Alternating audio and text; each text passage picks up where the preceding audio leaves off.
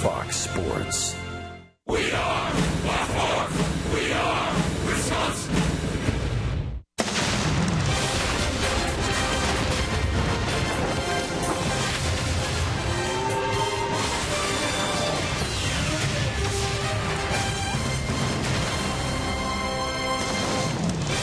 Picture-perfect setting on the West Coast tonight. Almost game time here in San Diego.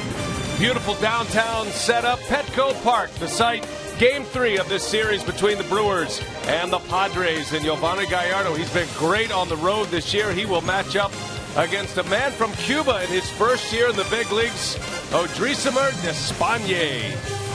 And hi, everybody. We welcome you from San Diego. Great to have you with us here tonight alongside Bill Schroeder. I'm Brian Anderson. Telly Hughes, our reporter tonight. And we start tonight's broadcast by talking about Gallardo and how important this ball game is. A couple of things going his way. First, the Cardinals have already lost to the Pirates, so the Brewers can add a game to their division lead. Gallardo has been at his best on the road this year. And it's kind of unusual to splits for Yovani this year. Throughout his career, he's been pretty even home and road, but this year, for whatever reason, he's struggled at home. He hadn't won a home start since the end of May at Miller Park, but on the road, he's been outstanding. His last 7 starts, 5-0. Earned run average a little bit over 5.5 or 1.5. But when you look at his last 3 road starts, he's only allowed 2 earned runs in 22 innings pitched. He's 3-0 in that stretch. He beat the Rays, he beat the Cubs, he beat the Dodgers, and you can see the splits. We talked about how different they are. He's always been pretty good, whether it's been home or road. He's got to come up big today. His next 2 starts, including tonight, are both away from Miller Park. Could be a historical night for Gallardo as well. He has a chance to set the franchise strikeout record. He needs 4 to tie Ben Sheets, 5 to take that spot all by himself in franchise history. Speaking of starting pitching, we'll talk injury updates with Matt Garza. He's coming back. Telly Hughes has the story straight from the manager's mouth right after this.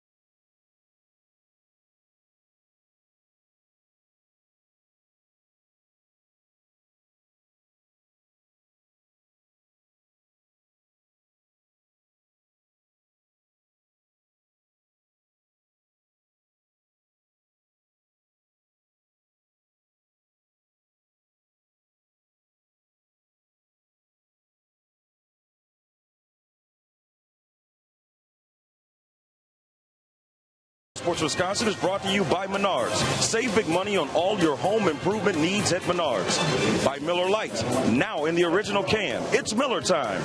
By Toyota, let's go places. And by Southwest Airlines. Find our fares online only at southwest.com.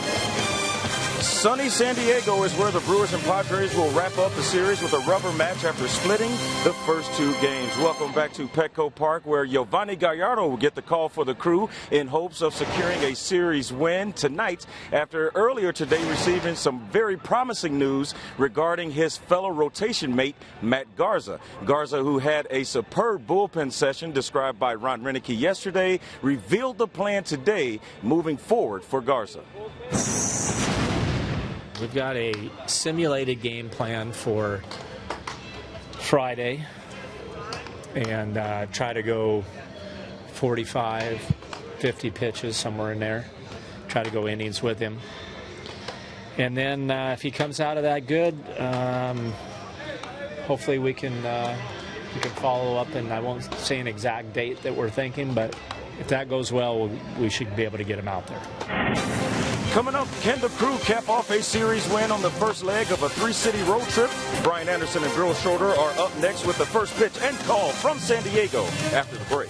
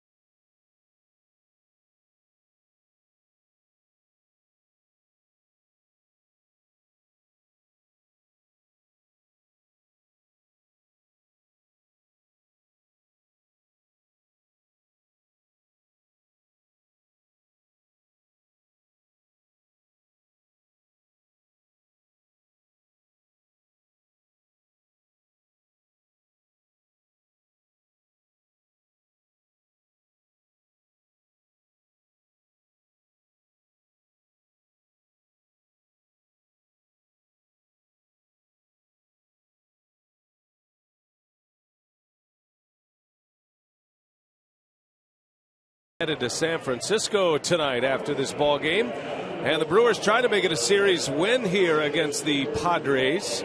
Padres have not lost a series in their home ballpark since the All-Star break. Brewers come in with a 2-game lead. The Cardinals lost to the Pirates earlier today. That puts Pittsburgh 4.5 back of the division lead, and the Brewers up 2 on St. Louis. They'd love to add a half game on the Cardinals and the Pirates as we get set for a series in San Francisco beginning on Friday. Ron Renicky trying to take his ball club back to the postseason for the second time in his 4 years. His first year was 2011. That resulted in a division title, and the Brewers have been at the top of the standings since April 5th. They're trying to win another one.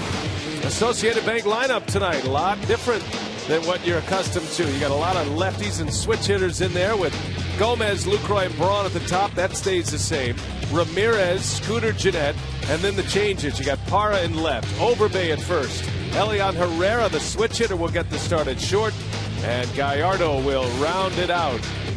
Starting 9 for the Milwaukee Brewers. Gerardo Parra finds his name in the lineup card tonight. And for more on that, we check in with Telly Hughes. Well, B.A. Ron Renicky said he's always trying to get Gerardo Parra into the lineup, but it's so hard to take Chris Davis out of the lineup, especially the way that he's been playing. But he said he really loves the way that Parra approaches the game, his defense, as well as his ability to hit the ball and provide some consistent hitting when he's in the lineup. So he said he thought this was just a good day, and he felt like he would just give him a shot here today.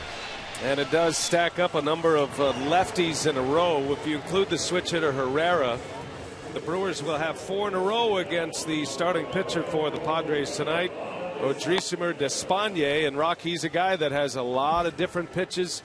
He mixes and matches, change speeds. I don't want to call him a junk baller, but he'll give you 5-6 different looks on the mound, and that might have had a lot to do with why so many lefties are in the lineup tonight. Yeah, different pitches, different arm angles. The Padres signed him in the beginning of May out of Havana, Cuba. Now, he started in the minor leagues, made 7 starts between AA and AAA. He's lost his last 2. Started out really well. I mean, his first 5 starts, a 2-1 record, a 133 earned run average. His last 6, not so good. 1-4 with an earned run average near 6. Let's check out the Padres defense, brought to you by Menards tonight. You got Seth Smith, you got Almonte and Venable in the outfield. Solarte, Amarista, Jerko, and Grandal from third to first. And Rene Rivera back behind home plate. He started behind home plate last night. Well, it's the same configuration as we saw last night, with the exception of right field, with Venable getting the start. Mark Ripperger will call the balls and strikes here tonight. Ted Barrett's the crew chief. He's over at first, having a chat with Garth Orich. Alfonso Marquez and Paul Schreiber are the base umpires. Carlos Gomez digs in. We're ready to play ball tonight. Big ball game tonight. 30 to play in the regular season. And the Brewers coming in at 73 and 59, trying to add another half game on the St. Louis Cardinals. And the first pitch from Despaigne is down and away. Last night, the Padres got great pitching from Tyson Ross. Their bullpen was superb. Vincent, Quackenbush, and Benoit. And it was a 4-1 San Diego win. Padres out hit the Brewers 7-5 after the Brewers won the opener 10-1 on 16 hits in the opener of this series on Monday. Now, Tyson Ross in last night's ballgame, that's a step above. That's a notch above just about most of the pitchers that the Brewers have seen over the course of the year. That might have been one of the best pitching performances we've seen. So you got to tip your hat, come out tonight. Not worried too much about that start by Ross, who continues to dominate National League. Now, Ross, an all-star this year. The Brewers beat Tyson Ross earlier in the season, but last night he was on his game. And now they face a guy they have not seen. Despaigne making it to the major leagues for the first time. June 23rd was his big league debut. And he strikes out Carlos Gomez to start the night. And that's what he'll do. He'll change arm angles. He kind of makes it up as he goes on the mound. Kind of looks a little bit like El Duque at the top of his delivery, that high leg kick. There's that slider off the plate. We saw the Brewers chase a bunch of those pitches last night with Tyson Ross on the mound. Now Orlando Hernandez, El Duque Hernandez, Cuban-born, and the brother of Livan Hernandez. And you think about the way the Hernandez brothers pitched. Despaigne looked up to those two, and he goes about his business in much the same fashion. Multiple pitches, multiple arm angles. Fastball, slider, curveball. He'll throw a changeup once in a while, but he relies on deception, different arm angles. That's the thing he does. Not overpowering. 93, 94 he'll top out at. Cruising speed about 90. 6 feet, 195 pounds, and he's 27 years old. Facing Jonathan Lucroy with one away. Despaigne just defected last year. He actually defected in Spain. Became legalized in Spain, ended up in Mexico, and then got together with another Cuban-born player for a major league tryout. The Padres signed him. They sent him to AA to start this season. He was promoted to AAA, and then he was in the big leagues just a little over a year after he defected from Cuba. Made his major league debut against the Giants 3rd week of June. And he made a name for himself just a few starts after that. His 5th career major league start, he took a no-hitter into the 8th inning against the New York Mets. Went 7 2/3 no-hit innings. And I remember when that was going down, we were all wondering, who is this guy and how do you say his name? That's right. And Lucroy swings and misses. So back-to-back Ks. Odrisamer Despaigne strikes out Gomez and Lucroy to start his night. And some of the issues that he's had in his last couple of starts, you mentioned he's lost his last 2. First innings have been rough on him. His last 2 starts, he's given up a combined 7 runs in the first inning. Off to a good start tonight. And that makes a little bit of sense when you look at starting pitching in the major leagues when they first come up. If they have something a little bit unusual or something unorthodox, and Despaigne fits in that category as he misses low and away to Braun.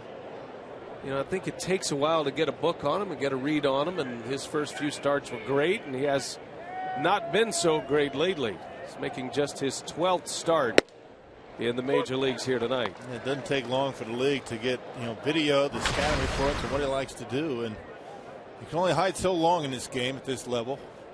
They catch up to you after a while. 1 ball, 1 strike. Ryan Braun shoots one foul.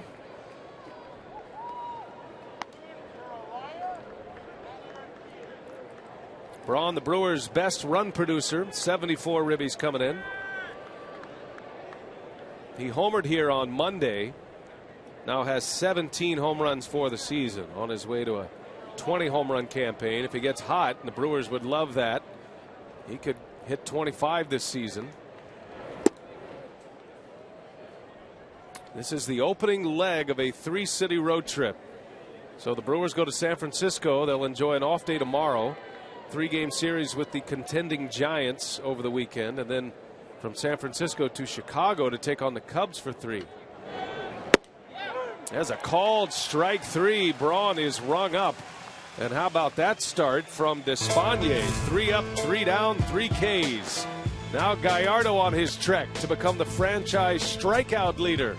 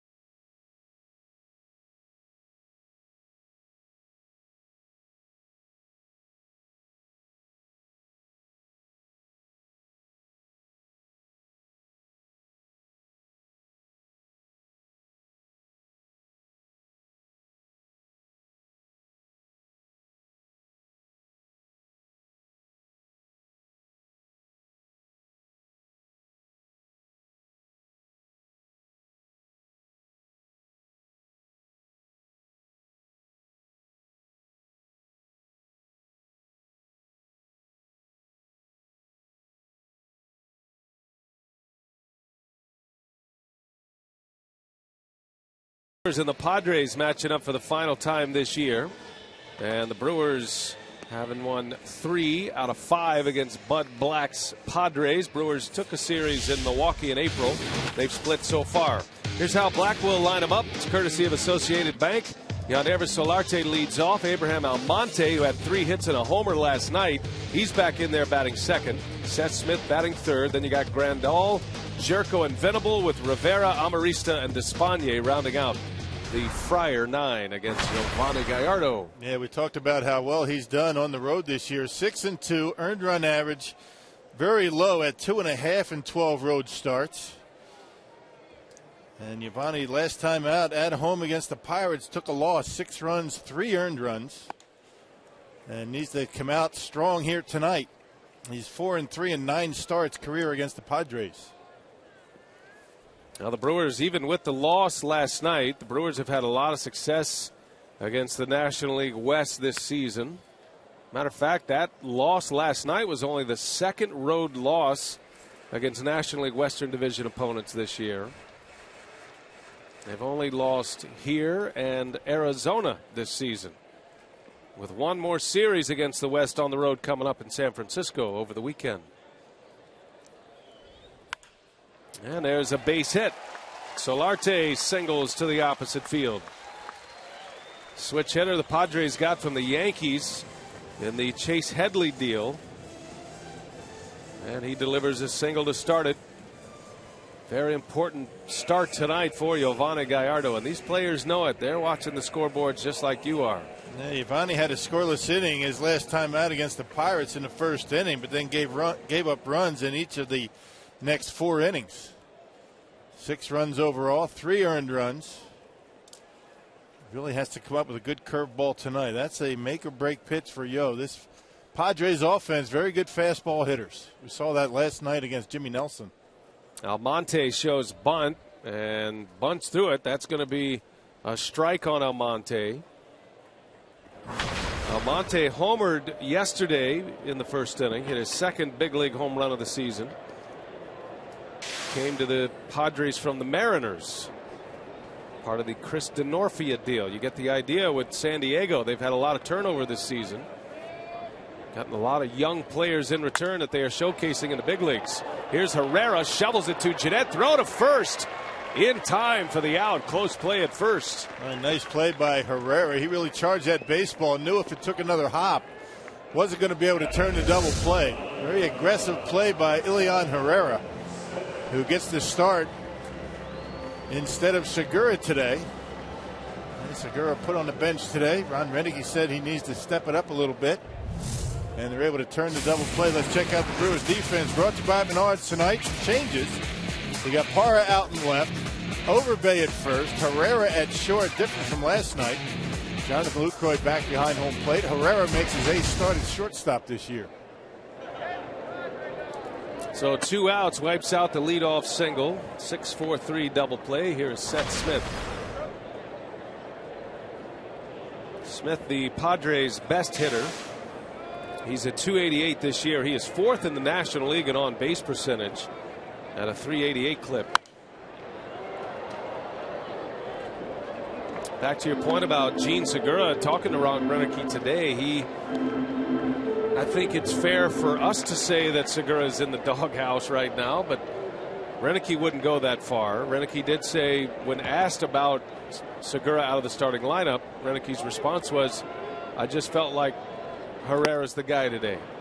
And no matter how you ask the manager, that was his response. So, yeah, but a few days ago he did say that Segura needed to step up his game a little bit. So you take those comments in context and you see what happens today. And yeah, you're right. I mean, Segura has been benched for tonight. And let's face it, Herrera has been fantastic when he's gotten his chance. Woo! I was talking to Garth Orge today about the shortstop position and just in general. And Garth, speaking on behalf of Renneke and the team, says we need somebody who brings energy every night to that position. It's such a vital position. And Herrera's been that guy over the last week. So he gets the chance once again tonight. Segura will sit, and then we will see what happens in San Francisco. The Brewers would be in big trouble without Elian Herrera. Right. He has played very well, exceeded expectations in his return to the big leagues. Smith skies one to center field. Gomez is waiting, and that will retire the side. So a base hit to start it, but a double play and a fly out, and we are headed to the second.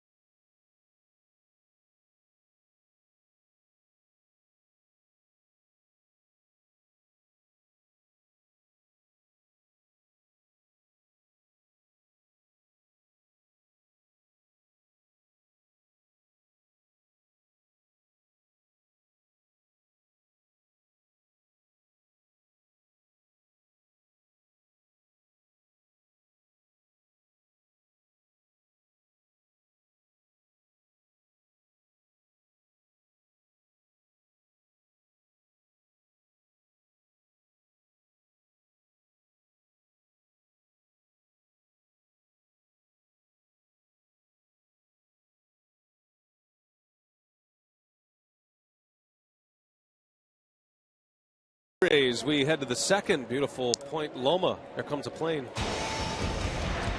Hey, Saturday, MLB on Fox Sports 1 continues as the Reds take on Andrew McCutchen and the Pirates.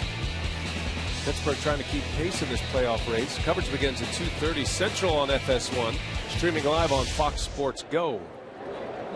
Aramis Ramirez leads off for the Brewers against Despagne, who struck out the side in the first.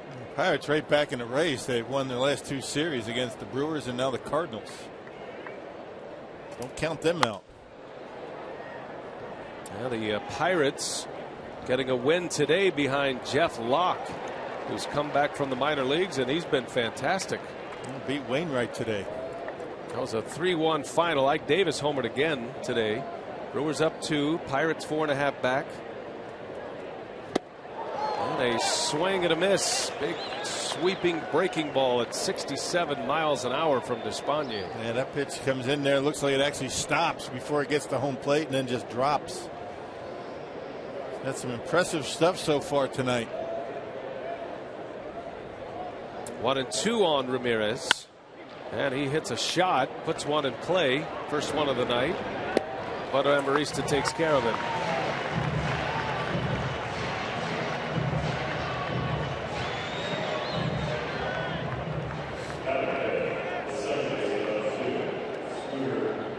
Here's Scooter Gennett, and now starts the string of left-handed batters for the Brewers against Despagne. Gennett's .311 batting average would be second in the National League behind Justin Morneau, but Gennett does not have enough plate appearances to qualify. He's about 27 plate appearances short. And just doing the math today, Scooter Gennett's going to have 4 plate appearances for every game for the remainder of the regular season to qualify.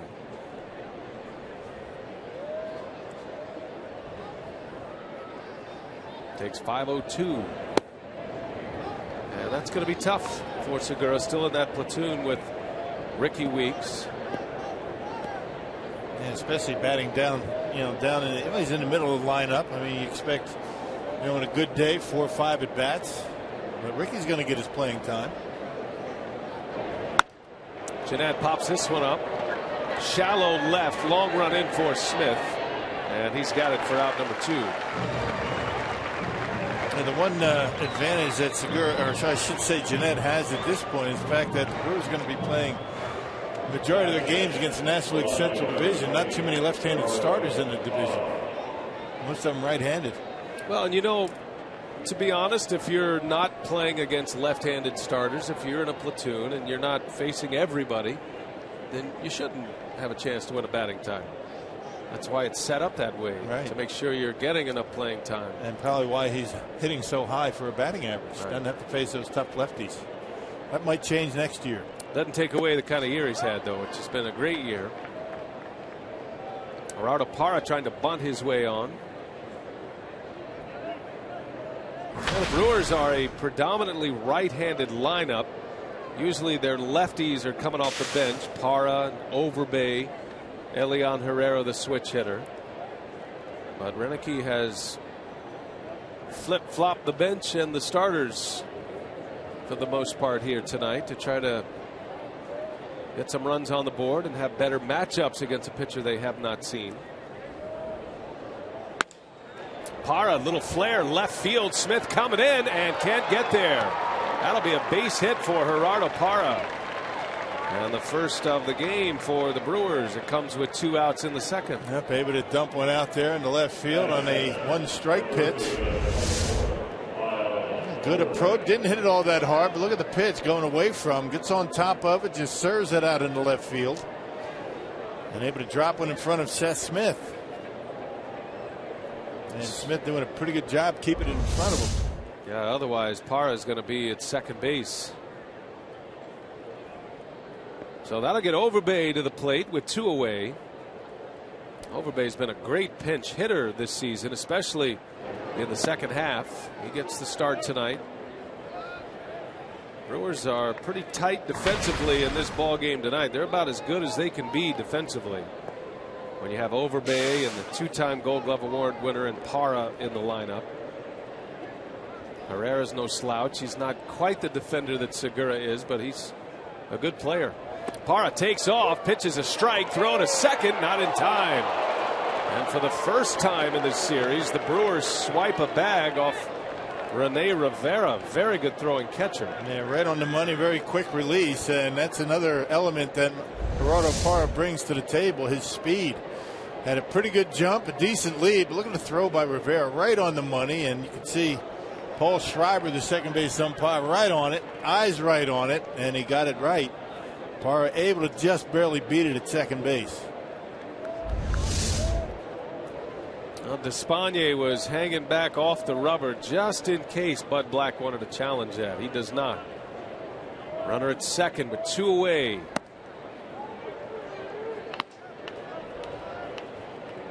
Overbay with 31 runs batted in. Most of those has come as a pinch hitter.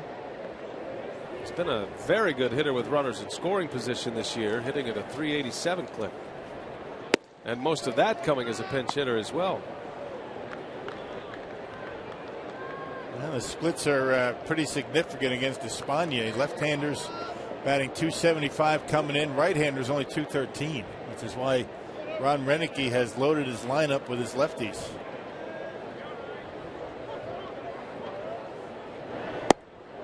There's a strike. Overbay thought it missed. It did not, says home plate umpire Mark Ripperger.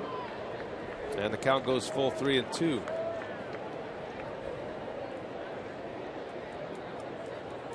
None of the Brewers have faced Despaigne with the exception of Parra. He had seen him when he was a member of the Diamondbacks. Yeah, the familiarity with the Western Division could come into play on this road trip. Knows the hitters, kind of knows the tendencies of the pitching staff. Even if he's not playing, you know he's chiming in on those scouting report meetings. It's been a nice trade. Doug Melvin picking up Parra from the Arizona Diamondbacks. He has been a good fit. Overbay trying to get him on the run here. Brewers hoping to strike first tonight. Runner at second with 2 outs. And the 3-2 is down low and away. Overbay draws the walk. 2 on now with 2 away, and that'll bring up Elian Herrera.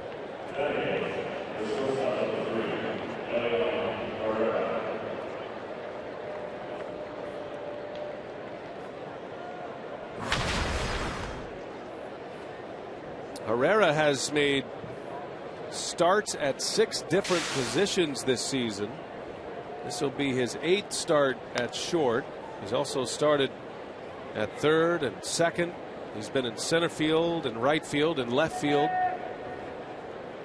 Boy, he has proven himself to be a very valuable member of this ball club. 2 on, 2 out.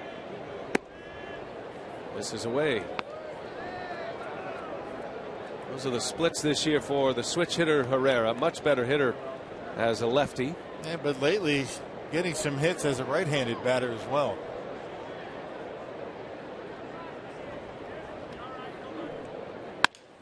And a shot to short right at Amarista. Bad break for Herrera. Hit it well, but right at the shortstop, and the side is retired. The Brewers strand a pair.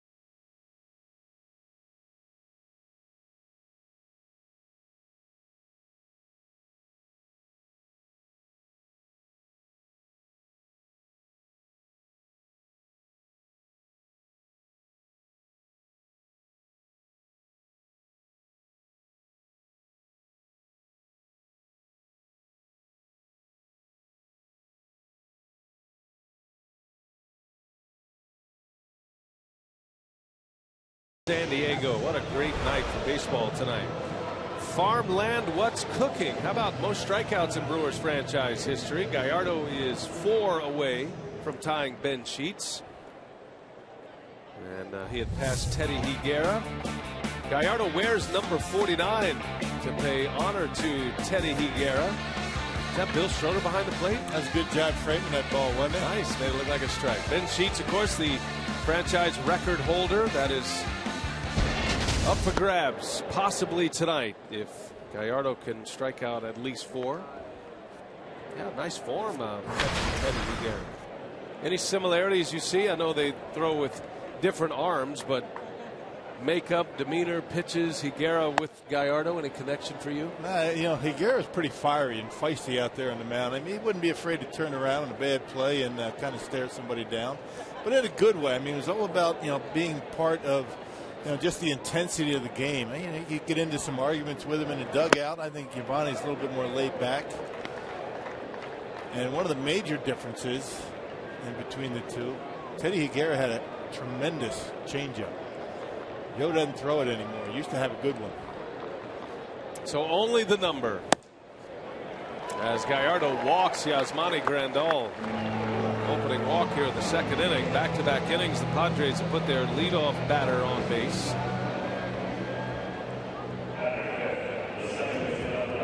Hard to figure why Gallardo's home and road splits are so drastic. He has just 2 wins at Miller Park this year, and that includes a win on opening day when he beat the Braves. Matter of fact, Gallardo has not had a win at Miller Park since May 28th.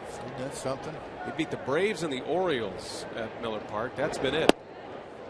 Jed Jerko takes strike 1. And that's unusual. This is kind of a different season for him in that, you know, he has been very good at Miller Park and on the road. It's pretty even. I mean, 16 games over 500 career at Miller Park and 13 over on the road.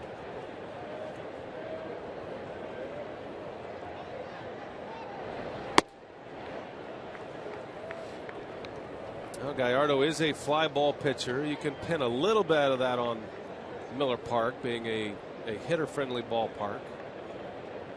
But for whatever reason, it's been a better run on the road this season for Gallardo. Last time he was on the West Coast, he had a great start against the Dodgers. Bouncing ball to Herrera. Got a chance at another double play. That one was easy. 6-4-3 it goes.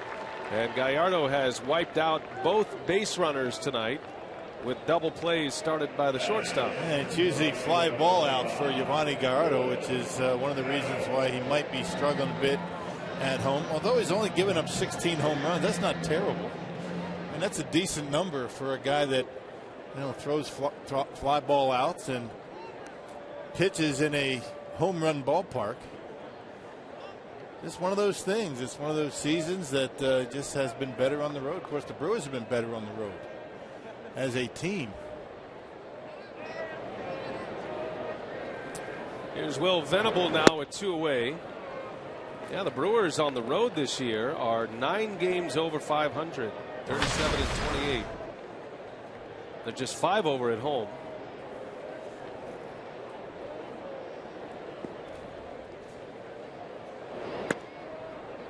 Venable in the starting lineup tonight. Back in right field. Did not start last night. He was the Padres MVP of their team last year. Up there with 2 away. Nobody on.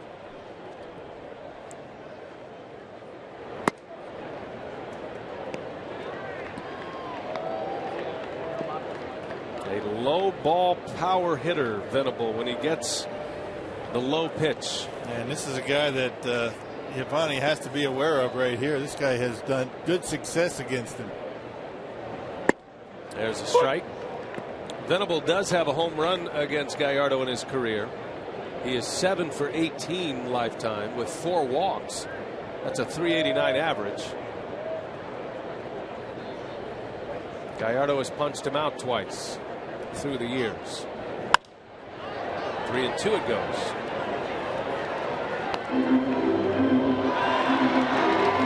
Always wonder about left-handed hitters this time of night. They start this game an hour earlier tonight. And the sun sets and it beams in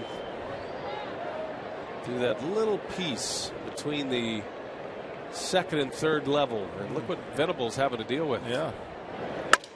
Breaks his bat. Over there is Overbay to make the play. And that'll be a 3-batter inning for Gallardo. So he works around a leadoff walk. Sun setting in San Diego.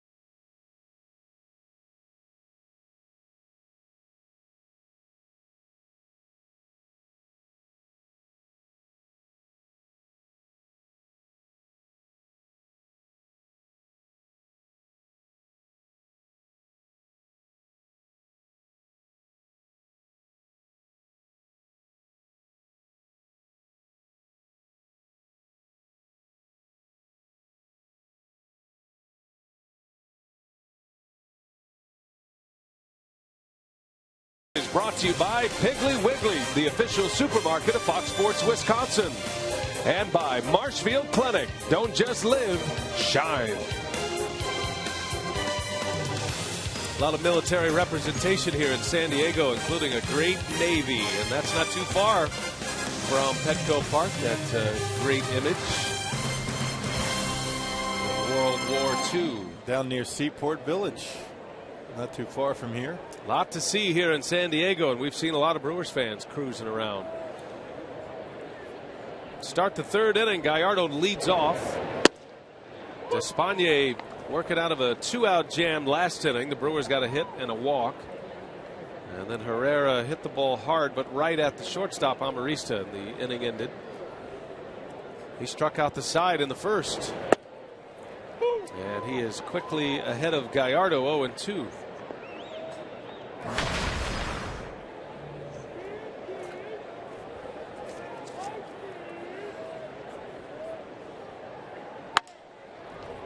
Bouncer, nice play, Grandal, who is in his first season at first base. It's only his 13th career start, but he's made some good plays over there, and he takes a hit away from Gallardo. Yeah, keep him fresh, still pretty good behind home plate, but I think the Padres like to see him get over there, stay healthy throughout the year. Hey, it's Robin Yount bobblehead day. That's Sunday, September 14th. The Brewers host the Reds, and all fans at Miller Park, we get a bobblehead of the Brewers all-time hits leader, the Kid, courtesy of Robert Hack Diamonds. Call 414-902-4000 or visit brewers.com for tickets. Top of the order, here is Gomez now. He lashes one foul. Gomez trying to get after Despaigne early in this count. He struck out his last time up.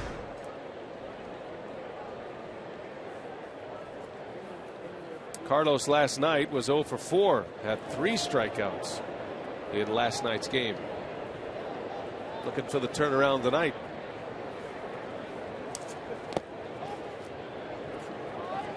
Brewers did all their damage offensively on Monday with 16 hits. Gomez had 3 hits on Monday. And hung that curveball. You can see Gomez with the grin on his face, the big hack. Trying to knock that one out of the ballpark. That's an approach that you really don't want to incorporate with a slow curveball. hard to wait back on those raindrops from the sky, those curveballs that he throws. In the upper 60s with that breaking ball. 1-2 the count. And a fastball this time. 95 from that sidearm delivery. That's getting it up there. Yeah, some movement on it. Got some good tail to it as it gets to home plate. There's a fastball for a called strike 3. So Gomez got caught guessing. A couple of Ks tonight for Carlos. And 2 up and 2 down in the 3rd inning. Yep, right at the bottom of the strike zone. Look at the movement on it. 2-seam fastball and right at the knees. And Mark Ripperger rings it up. 2 gone for Jonathan Lucroy now. Lucroy has 1 hit in the series. It came last night. It was a double. He's 1 for 8 now. Coming off a nice homestand where he went 7 for 21, drove in a couple of runs. Still has his average over 300. He's at 301 currently. Keeps him in the top 10 in the National League. And Lucroy firmly planted in the MVP discussion right now. Giancarlo Stanton of the Marlins, he figures on that list, perhaps the front runner. Lucroy is high on the list as well. It's going to be dependent upon the finish that these 2 players have. I feel like Clayton Kershaw has to be up for consideration, the kind of year he's had. He's going to be up for consideration every year, the way that guy is. Kershaw is on the mound tonight, by the way, looking for his league-leading 16th win in Arizona. Yeah, maybe Justin Upton as well. That'd be my final 4 at this moment.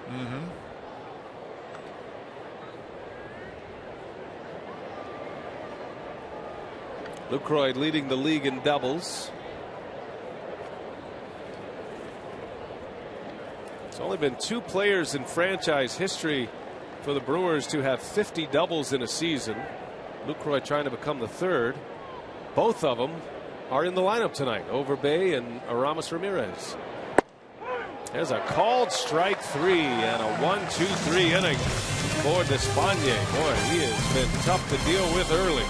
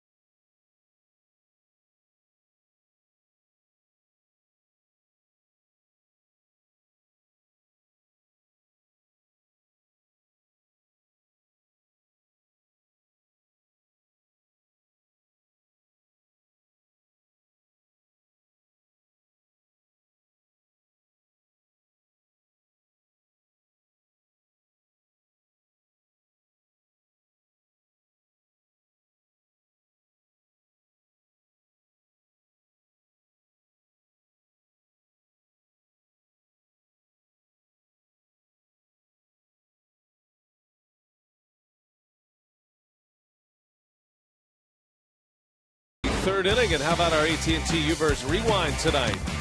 Double plays have been the story for Gallardo. He got one in the 1st inning that wiped out a leadoff single, and then Jerko bounced into a 6-4-3 double play that erased a leadoff walk in that inning. So Gallardo has faced the minimum, and 2 double plays started by Herrera.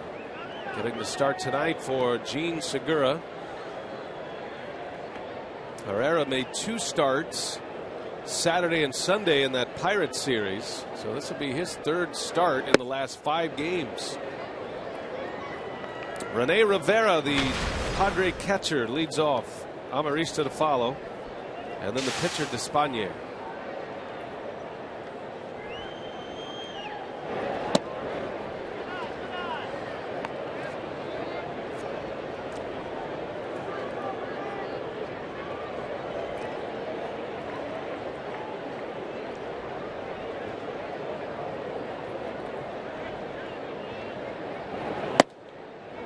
Gallardo falling behind 3-0. First batters of innings have been a problem for him so far tonight.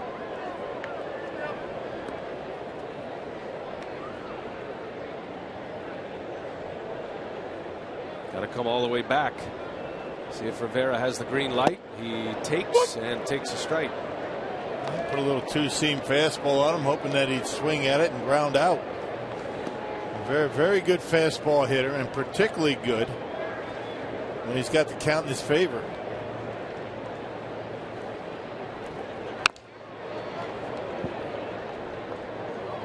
Well, looks like Gallardo's got a good fastball going tonight. 92, 93 miles an hour. Seems to be spotting it well. Talk about Gallardo's secondary stuff, his big curveball, his cutter. Everything is off the fastball. When he has a good fastball, those are the games he usually pitches well. 3-2 the count. And there's a high fastball fouled away. And usually it's the fastball in the outside corner. When he's able to get that pitch on the corners and get the called strikes, that's when he's in for a really good outing. Seems to be struggling with that outside corner so far tonight.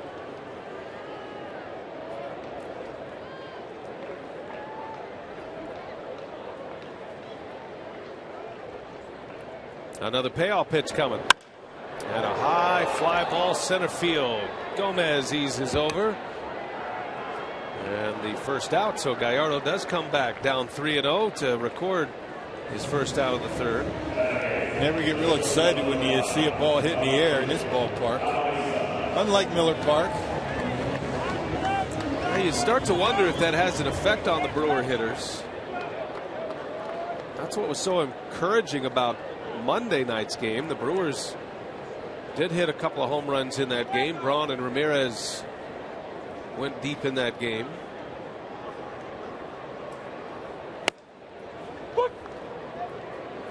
And they hit him to the toughest part of this ballpark. You know, Braun's coming into left center on a curveball, and then Ramirez into center field. When these guys hit him, it doesn't matter where they're at. Amarista lines one foul.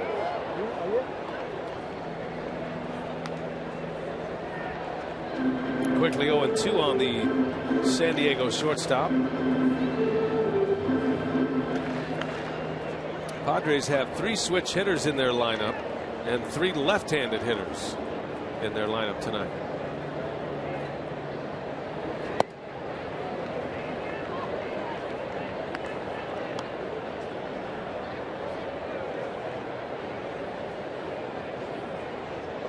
Pretty valuable member of the Padres here. Amarista can play short, can play center field if you need him. He's one of those rare combo players.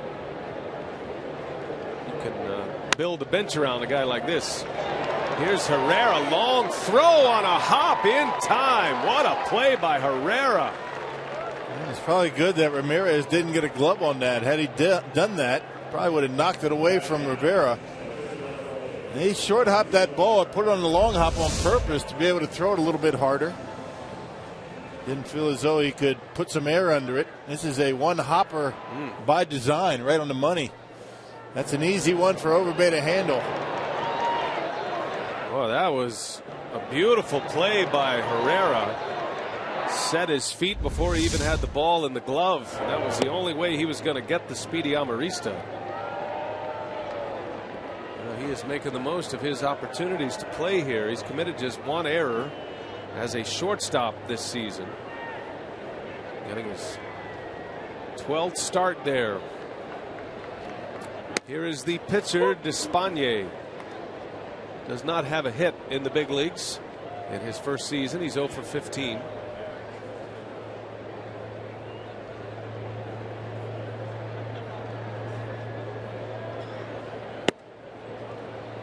And you can see why. Only takes one. He almost, I think he was going for the catcher's interference right there. I think we were talking in the very similar fashion with Jimmy Nelson early on. Bouncing ball. Jeanette ranging over, gloves it, throws it, and out. Barely. Wow. They might take a look at that one. That was close at first base. Yeah, here comes Bud Black. He's going to take a jaunt out there. Let's hold up just for a moment. Hold your horses. I think, the red car's not out. The grounds crew is convinced that it's an out. They're out on the field. We'll see if Bud Black is turning and having the awkward standing contest with Ted Barrett, the crew chief. And let's take a look at this. Wow, that's pretty close. Well, Bud Black's going to let it ride. So not enough evidence for his staff to challenge. Now we can go to break.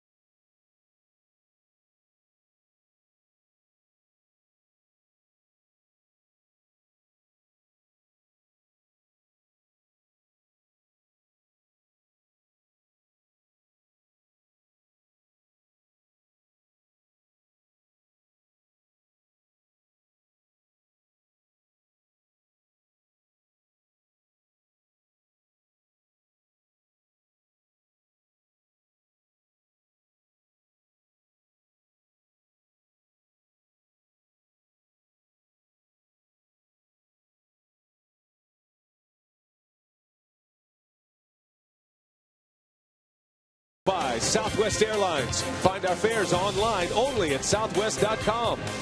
By the Wisconsin Lottery, reminding you to please play responsibly. And by Miller Lite, now in the original can, it's Miller time.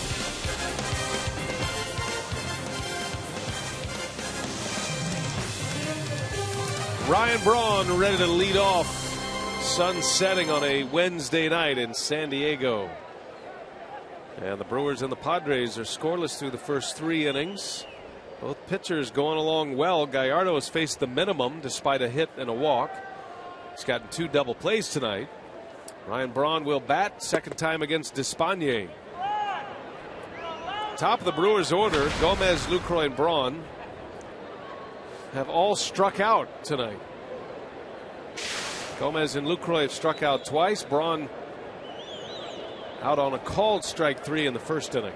So 5 Ks from the top 3 in the order.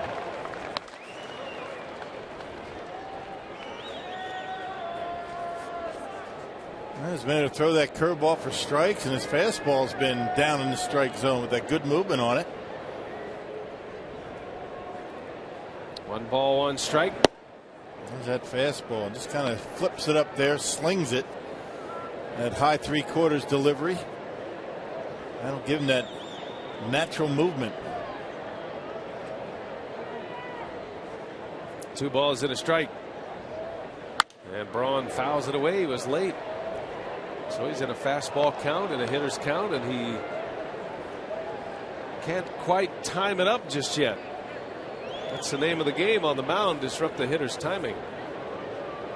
Despaigne looks like he's got his cruising speed fastball about 91 miles an hour, 90, 91, and then he's been as fast as 95 tonight. Braun pops this one up, shallow right field, long run for everyone, and that falls foul.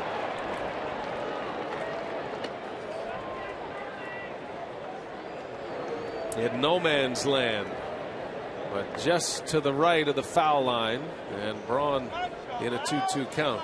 Well, we have time. We can do tonight's time of the game winner. It's Frank's Newport in Milwaukee. They call the Brewers in the next 24 hours. They get 40 Miller Lite beer pen tickets to a Brewers home game. This offer courtesy of the Tavern League of Wisconsin and Miller Lite. We welcome all of those at Frank's. 2-2 down in the dirt. Count goes full to Braun. Batting average at 279. Braun's been dealing with that thumb problem, that nerve damage on his right thumb. Been a different kind of hitter this year, but he's still been very productive. But the batting average is down. And there's a called strike three. Braun's not buying that. Down he goes again. That's the same pitch that got him in the first inning. He has been money against the Brewers' top 3 hitters. 6 strikeouts, 4 of them called strikes. This one right on the outside corner with that late movement we were talking about. Fox Tracks had it off the plate, but I guess a little bit too close to take with 2 strikes. Well, Despaigne's had good command, and he has the home plate umpire in strike mode, which pitchers who throw a lot of strikes, you can get a home plate umpire in strike calling mode. Aramis Ramirez shaking his head a little bit. Umpires say that doesn't happen. Yeah, I don't believe him. Not buying it. Ramirez muscles one foul, and it's quickly 0-2. I don't either. I don't buy it either. But they say it doesn't. That's not the way it works. That's what Bruce Frimming says. A strike's a strike. We call strikes. We just call the pitches. No one influences us. Whatever the pitch is, we call it. If it's a strike, you'll get a strike. If it's not, you won't.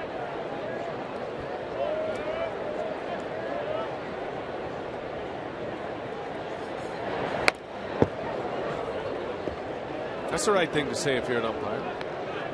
Right. Exactly.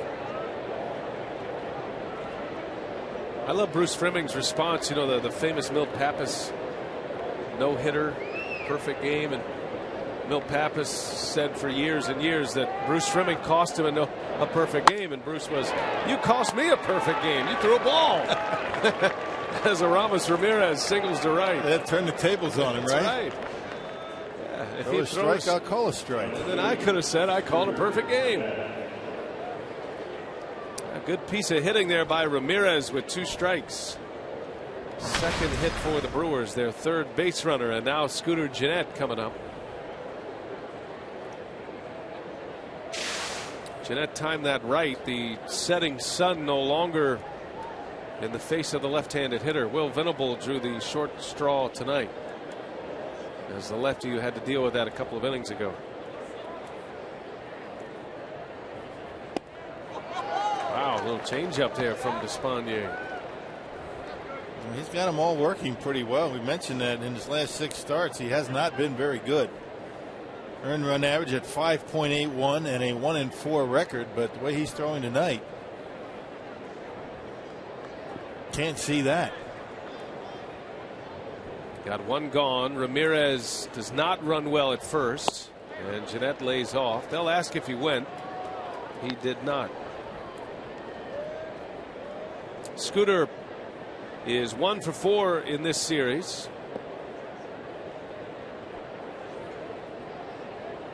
He was in the lineup last night. Gennett was 1 out of 2.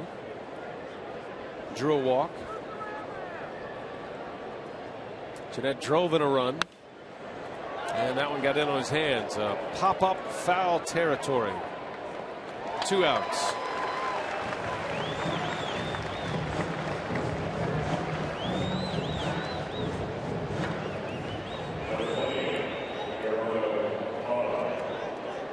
So that'll bring Gerardo Parra to the batter's box. One of the two Brewers hits. He singled to left right off the end of the bat in the second inning. And is now 1 for 4 this year against Despaigne.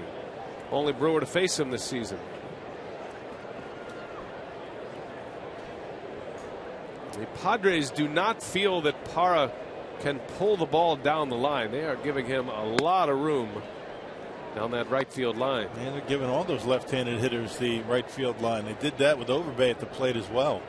A lot of room down there. I think Ramirez might be able to score from first if Parra's able to put one down that line. It'll be close. Reynolds got a long way to go to get down in that right field corner. And Despaigne trying to pitch Parra away, misses twice. Down to the count 2-0. Parra will flash occasional power. Does have a home run as a Brewer. He's hit 7 this year. And he slices out into left center. Almonte makes the play for the out. So the inning is over. The Brewers come up empty again in the 4th. Still scoreless in San Diego.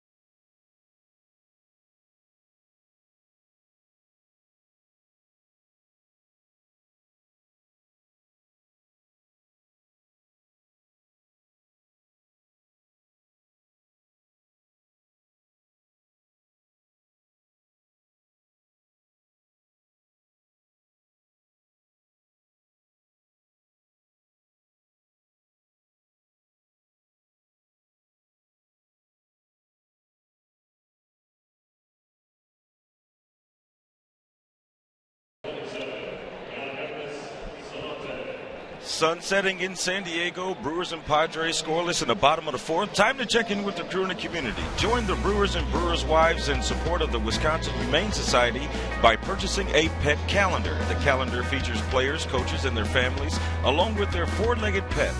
Some players are featured with friends from the Wisconsin Humane Society who are up for adoption and in need of a good home. The calendars are available for purchase in the team store by Majestic. Buy a calendar today for $14.95 and help the Wisconsin Humane Society provide protection, shelter, and care for homeless animals, just like Hank used to be.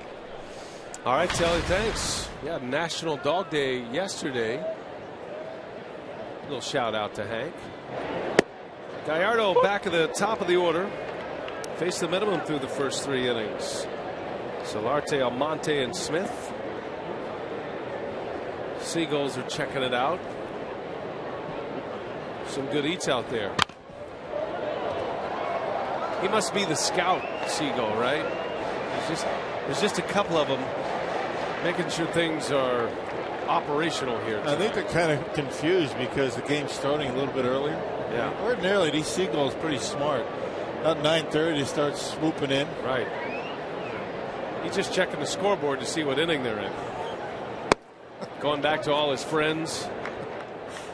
Said, you know, we got about a couple hours, boys. Just chill out for now, and I'll let you know. A lot of pretzels on the ground. 2 balls, 2 strikes. Yangervis Solarte and a bouncing ball. Nice easy hop for Overbay. And 1 away. And Gallardo Continuing to face the minimum here. He'll face Almonte with 1 out. Say, introducing the Milwaukee Bucks new Cheer the Future ticket plan.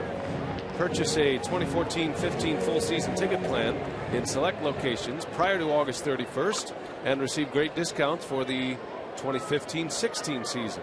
For full details, visit foxsportswisconsin.com. Click on the More tab. 1 gone for Abraham Almonte. Bounced into a double play his last time up.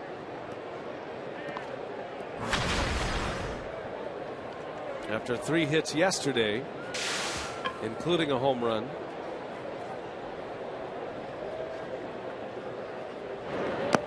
Part of that revolving door of outfielders with the Padres. They have 5 of them that they're rotating in and out. Yeah, he had a blast last night against Jimmy Nelson, his first time up. He centered on one nicely, lined it out of here to right.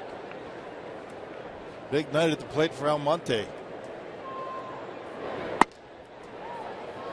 Final numbers on Jimmy Nelson last night: 5 innings, 4 runs, 2 earned.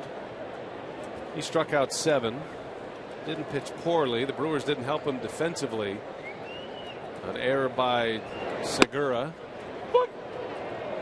But Jimmy kept the ball club in it, and Brewers just couldn't get anything going against Tyson Ross and then the Padre bullpen after that. It's going to be a big decision to make who comes out of the rotation, Nelson or Fires at this point. Almonte to center for Gomez, out number 2.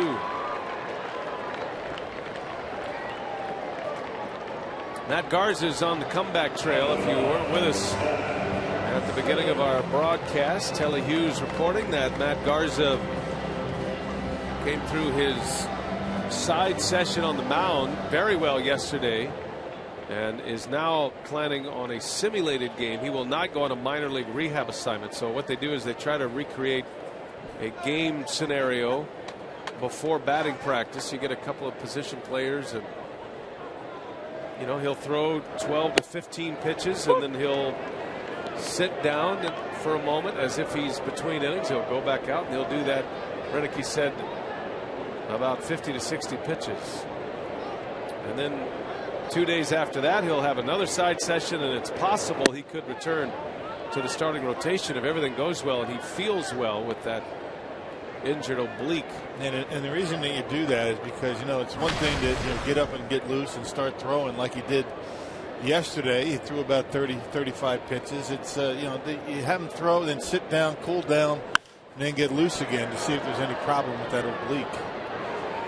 To do that rather than have him go down to the minor leagues, I guess that's what the Brewers prefer to do.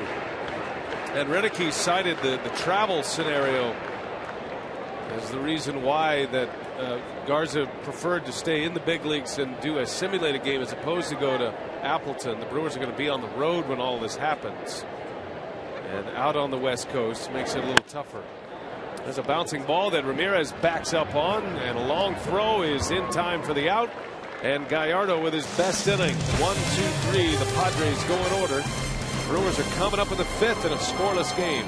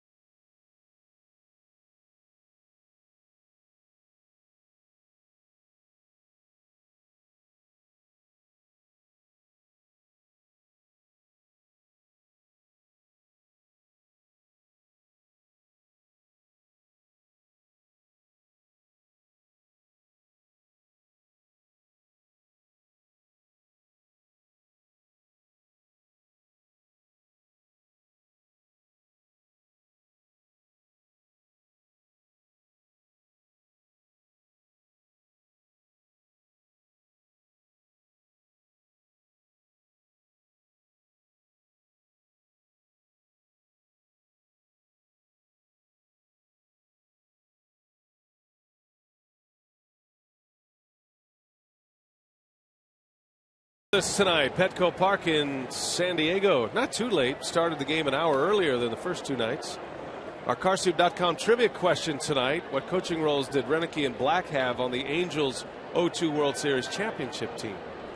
It's a good one. Bonus points for the coaching roles of Mike Scioscia, which is easy, and Joe Madden. How about that? Mike Scioscia. He was the manager. I'll give that one away. Lyle Overbay leads off. Fly ball left field, slicing.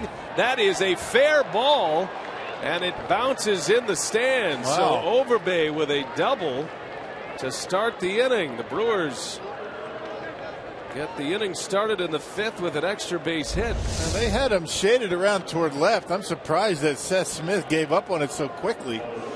That ball barely lands in fair territory. It took him a long time to get over to that line. So there's a break for Milwaukee. Scoring opportunity in the fifth inning. All series long, the Padres have squeezed the gaps trying to take away the extra base hits. You don't expect an extra base hit to come in that fashion. Especially the way the defense was aligned. I mean, Smith was shaded toward the line. So Overbay is on with a double. And now here is Herrera, chance to drive and a run. And there's a base hit back up the middle. Overbay around third. He's going to hold there. Strong throwing arm by Almonte. And a good hold by Ed Cedar. He would have been a dead duck at home plate. Yeah, not very good speed at second base, but there's that guy again, Elian Herrera, coming through. Has been swinging the bat very well from the left side. Not messing around, takes the first pitch. Fastball away from him and bangs it back into center field. And with Herrera up, the outfield for the Padres not very deep. That's why Ed Cedar elected to keep Overbay at third base. Herrera's hit the ball hard twice. 1 for 2 now. Bud Black going through the bunt coverage here, you'd imagine. Thinking about a squeeze, perhaps. I doubt you're going to see a squeeze with Giovanni at the plate. I wouldn't do that with no outs in the top of the order coming up. Gallardo is a good hitter. Bud Black knows Renicky as well as anyone. Renicky passing on the message to Ed Cedar. One of Renicky's favorite plays, and it comes from that Angels ball club that we just referenced, is a bunt with runners at first and third.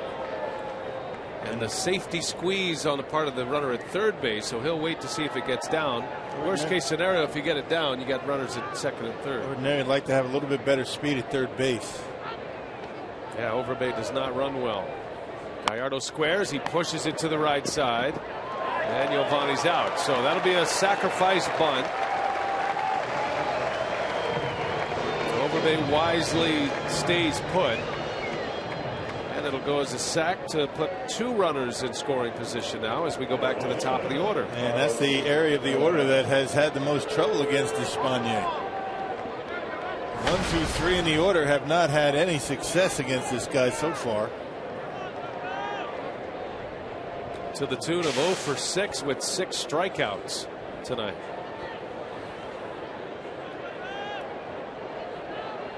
Big spot for Gomez, and he lines one foul. He just couldn't wait long enough on that breaking ball. Now this is a spot where the Brewers need their best hitters to come through. Bottom of the order, setting the table. Now it's up to the guys that drive him in. Gomez at least trying to get one in the air to the outfield. And he shows bunt, bunts it foul. 0-2 the count. That would have been a surprise. I'll give him that. I'm not sure Renicky wants Gomez up there bunting in a spot like this, though. And wants him swinging away, driving in 2.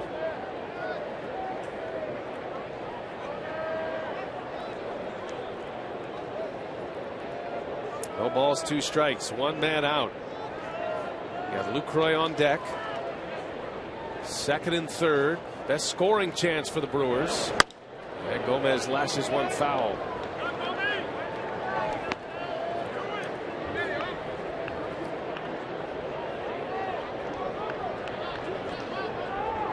Could be one of those nights. You don't know how it's going to go the rest of the way, but 1 or 2 runs might just do it tonight. And the way both of these guys have been throwing. Third time through the batting order now for the Brewers. And Rivera wants to chat.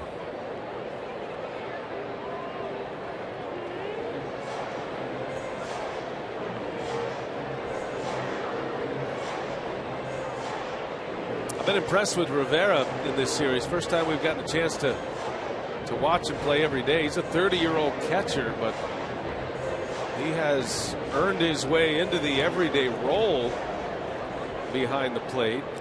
Earned his money last night with Ross out on the mound. He's tough to catch, that guy. Yonder Alonso is going to be out for the season. They needed somebody at first.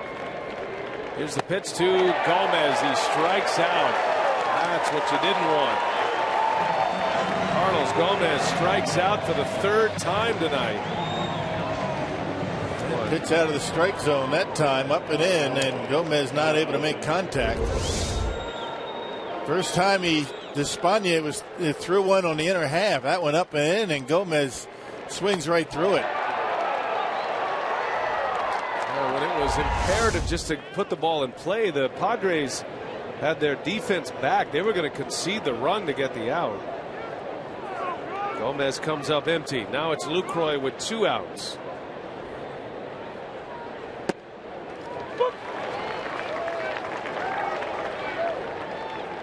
Despaigne has 7 strikeouts. They have all come at the top of the batting order. Well, that's saying something. These are guys that don't strike out very often. Jonathan Lucroy is among league leaders in hardest to fan, and he struck out twice.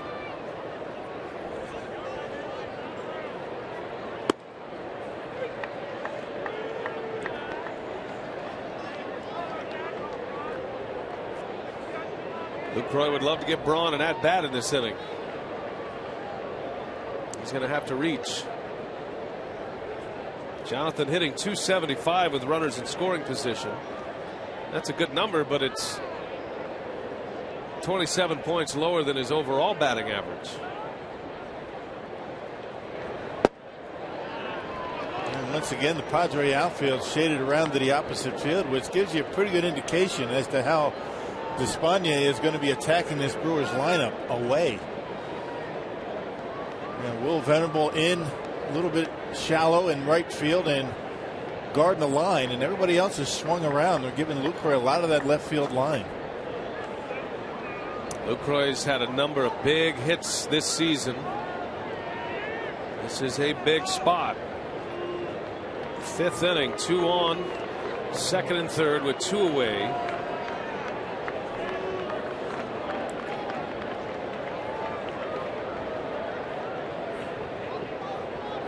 Despaigne from the stretch. And Lucroy swings and misses. 2-2 it goes. Taking a little bit off, 76 miles an hour. Taking a little bit off that slider that time.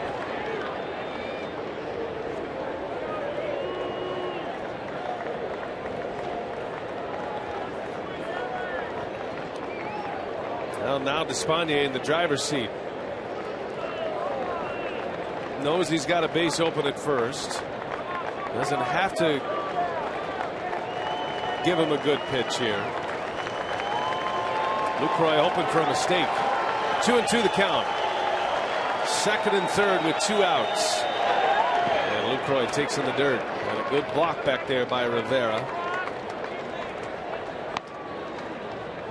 It's a big body back behind home plate. Able to smother it right in front of him.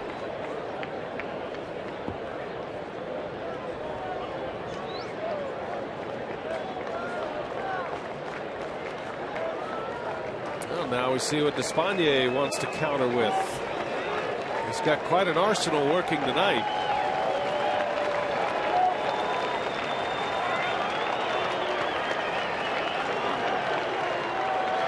Full count.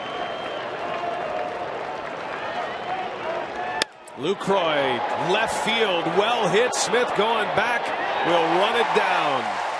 And the inning is over, and the Brewers let a golden opportunity get away. Still scoreless.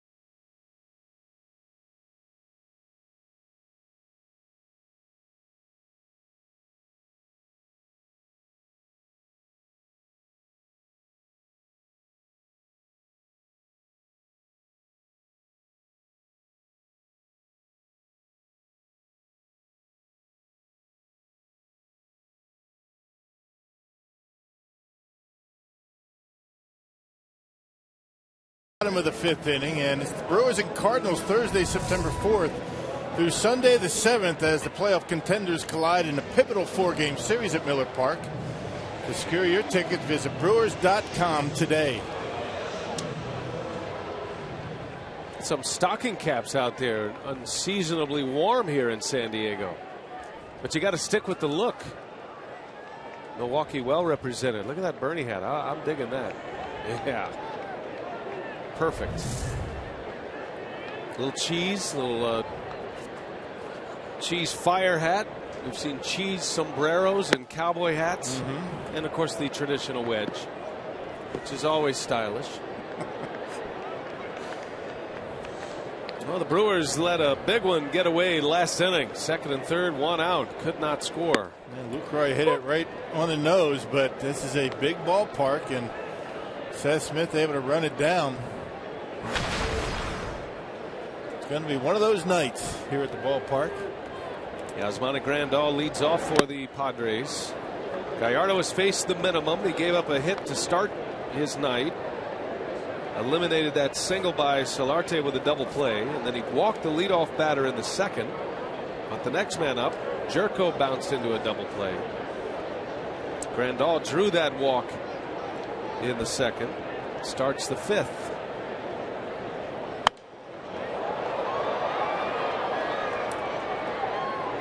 Well, the Cubs super prospect Jorge Soler in his first big league game tonight. He homered in his first at bat. The Cubs lost today. Is it over yet? They were down to the Reds. That is in the 9th inning. Reds lead 7-5. There's a shot and a base hit. Grandal singles back up the middle. And for the 3rd time in 5 innings, the Padres have their leadoff batter on base. Time now for you to tweet your photo to us using hashtag WisFanPhoto. That'll give you a chance to have it shown in an upcoming broadcast. It's all brought to you by AT&T. Plenty of scenics here in San Diego. Last day in San Diego. Brewers trying to win both series this year. This is the rubber game of this 3-game set.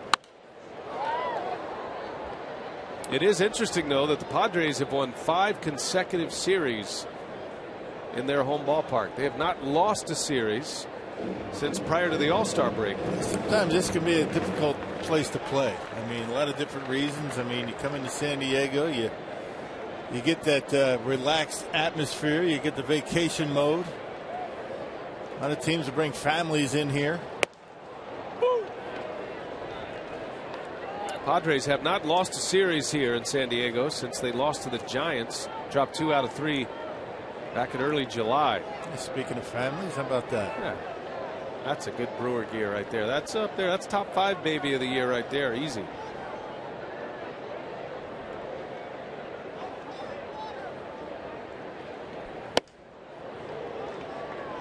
Padres have won series in this stretch here against the Cardinals. Took 2 out of 3 against the Mets. They won a series over the Rockies. And they swept the Braves here back in late July. Yeah, they're over 500 at home, but have had a difficult time on the road.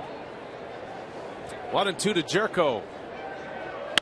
Bouncing ball foul past third. Padres are 7 games over 500 at home. 26-42 on the road. And they're just coming off a 3-7 road trip. Had a lot of changes. They have a new general manager in place, A.J. Preller, who comes over from the Texas Rangers. He just took over that post a couple of weeks ago. And they've traded away a lot of their familiar faces. Jerko is one of the few guys that remained. He signed a 5-year deal last year. It's been a down year for him. He's been hurt a lot. Hitting under 200. Jerko missed 44 games with a foot injury. did not start the first game of this series with a hamstring problem.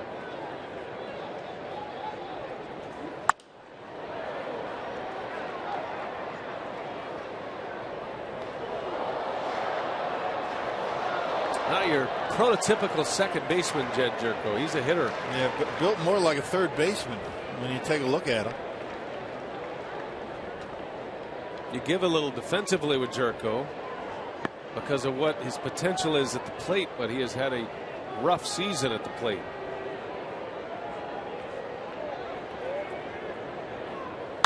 There's a line drive, base hit. Well, the Padres started, and that ball's bobbled in right, and all the way to third goes Grandal. So Braun has trouble with it. Things just aren't going very well for the Brewers. They need to get going here. Had it not been for the bobble, you would have had Grandal stay at second base. And because of that bobble right there, he keeps going around to third base. Aggressive base running. It's probably going to go down as an error on Braun. Yeah, it should. Mistakes you can't make in a pennant race like this, especially in a game like this. Now it's first and third. And that will be an error on Ryan Braun. First and third, nobody out to start this fifth inning. Well, the Brewers sitting there with two in scoring position in the top of this inning. Couldn't score, and now the Padres are threatening. Here's Venable. Gallardo needs a strikeout in a big way here.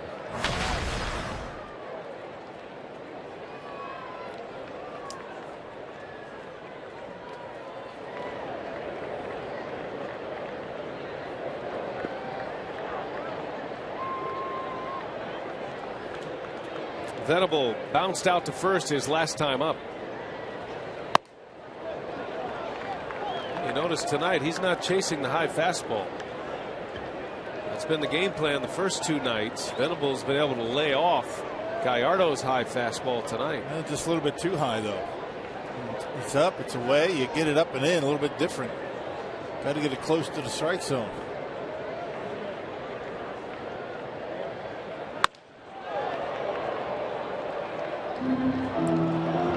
Right between the wickets.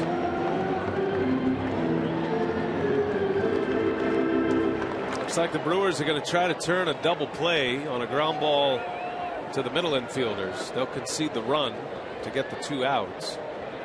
Got Herrera and Jeanette squeezing the bag in a few steps. Ramirez and Overbay are in. Overbay holding the runner. And the 1-2, and Venable fouls it away. Just got a piece. There's that high fastball a little bit closer to the zone. That was Gallardo's best fastball at 94 miles an hour.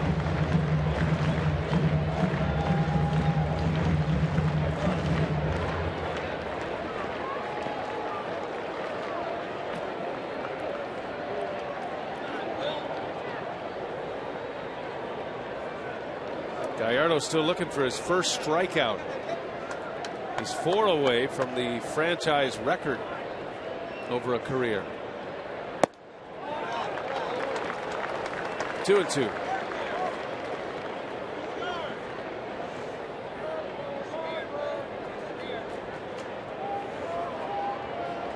Only Adrian Gonzalez has hit more home runs at Petco Park than Will Venable. Has just 6 home runs this season. 2-2 on the way. Venable fouls it back. Cut fastball up in the strike zone. He just can't center on that pitch.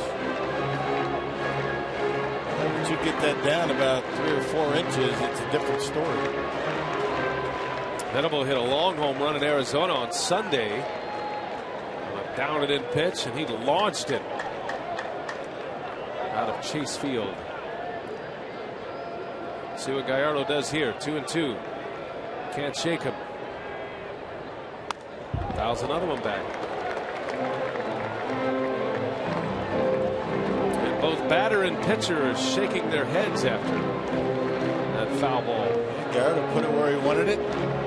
Venable was shaking his head thinking, why didn't I hit that ball somewhere?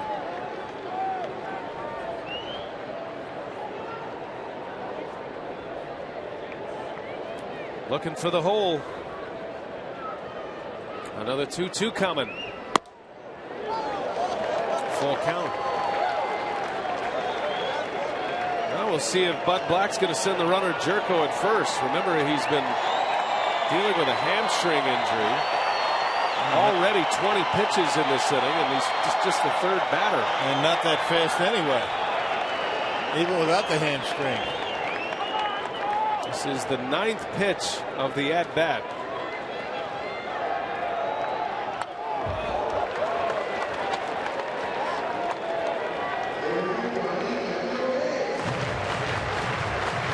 Now with 2 strikes and in a 3-2 count, the Brewers' middle infielders, Herrera and Jeanette, now creeping in. They might try to make a play at the plate. Runner at third is Grandal. Average speed. 3-2. Gosh, another foul. How about that? And it's a fastball that was right down the middle of the plate. I mean, if you're Gallardo, you got to be thinking, wow, I got away with one there. And Venable just can't square it up. It's an 11 pitch at bat. This is where Giovanni, when he's got that curveball working, is going to put this guy away with it. Haven't been able to throw many for strikes. Back to the drawing board here.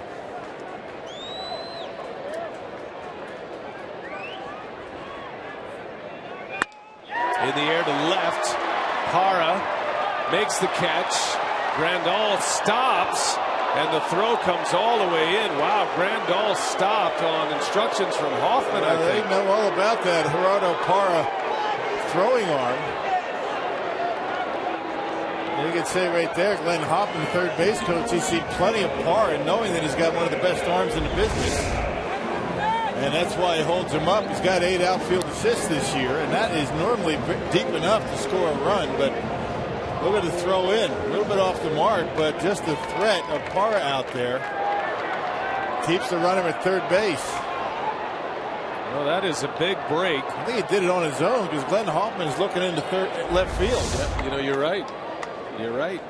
Grandal, I think Hoffman was expecting him to continue on, but for whatever reason he stops. Now second and third. Jerko did tag at first base, and he ends up at second. So here is Rene Rivera. So Giovanni won that battle. A 12 pitch at bat. Actually an 11 pitch at bat that ends up in a fly ball to left.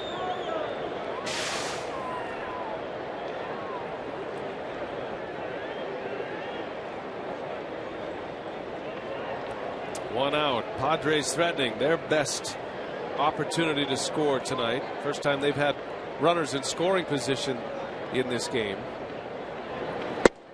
And you wonder what an at-bat like that takes out of Gallardo. Trying to muster it up here against Rivera. I'd say it doesn't take as much out of you when you know you get the out and the run doesn't score. Yeah, good point. That guy rattles one in the gap somewhere. It takes a lot more out of you. Well, the Brewers have good arms, all 3 outfield spots. And Rivera fouls it back, 2-1. And a pitch to handle, and he missed it.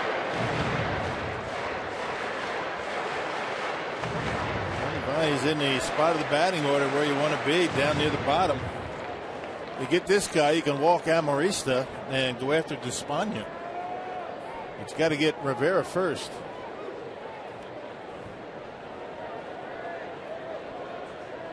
Second and third, 1 out. Bouncing ball to third, backhanded Ramirez, the throw home and out at the plate. So Lucroy coming across to make the tag. Grandal is out. That was a nice play by Ramirez. This ball on the backhand, able to handle it. And that becomes a pretty tough throw because his angle has had to go right over the head of the runner. That's why he threw it off to the side a little bit in the foul ground.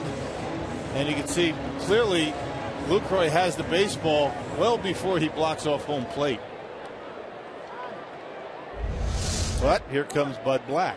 Could be one they challenge, but I think what's going to define this, at least the way we understand this rule 7-1-3 about catchers blocking the plate, is if the throw takes you to this spot, which it clearly does with Lucroy. Yeah, that's what it did. And then he just makes the tag because he's not able to get out of the way. Say, that was a heck of a play by Ramirez. First of all, to get it in his glove on a tough hop. Throws around the runner. And to make the throw. He had to throw it into foul ground or he would have hit the runner. So no challenge here. Bud Black satisfied with the response of the home plate umpire. And Gallardo is now a batter away from getting out of this inning. First and second with 2 outs. And here is Amarista.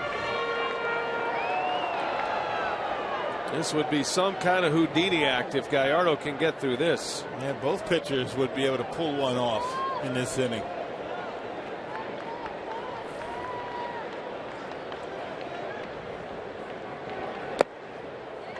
You can still be careful here. Even if you load the bases, you bring the pitcher up. Make him drive in the runs. You know they're not going to pinch hit for him.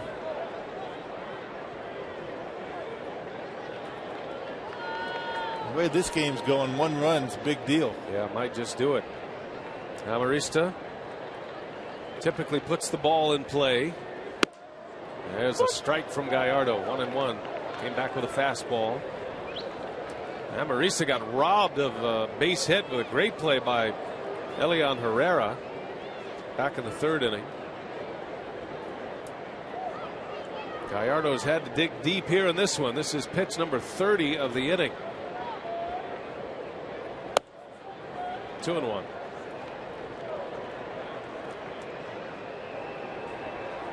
Amarista playing every day at short right now. Everett Cabrera is on the disabled list with a hamstring injury.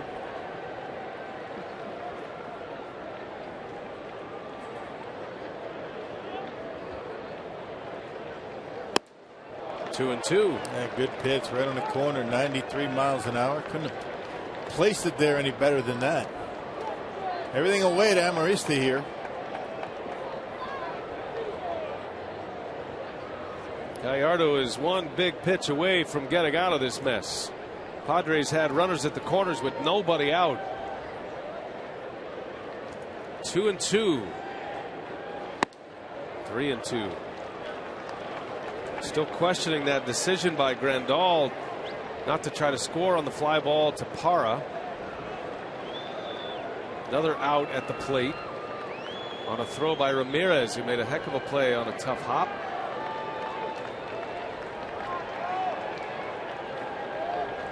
Jerko not running well at second.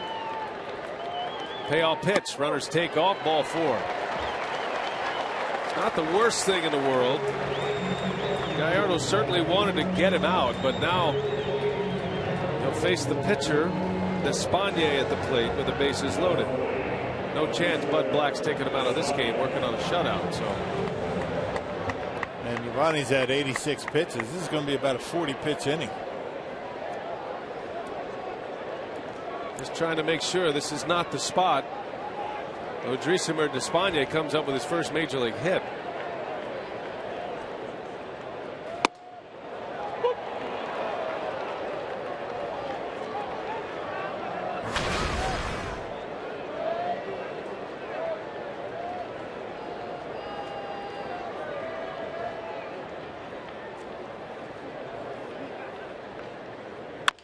Bouncing ball. Herrera right there will step on the bag, and the side is retired, and Giovanni Gallardo gets out of a mess. Still scoreless through 5.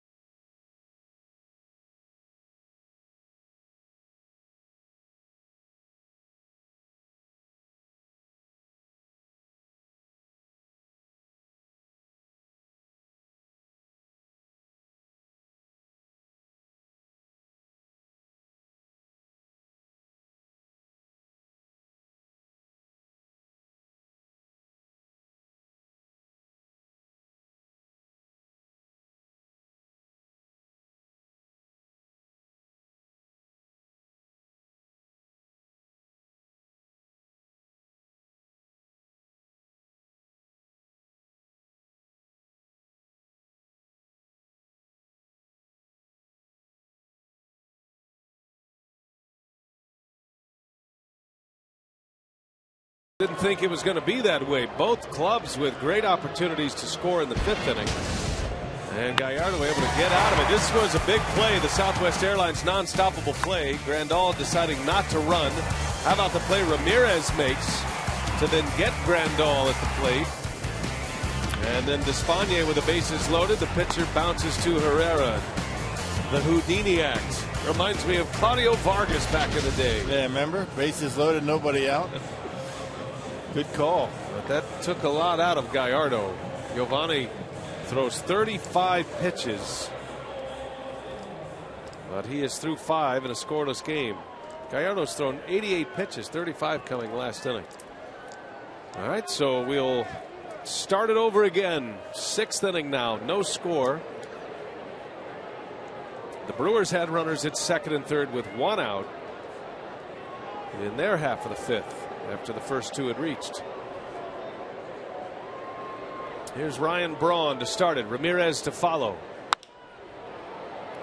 And a good job by Giovanni to get that momentum in that Brewers dugout. You know, Despaigne had the momentum in the bottom of the 5th after getting out of that mess with the Brewers' top 3 hitters coming up. And Giovanni turned the tables on him.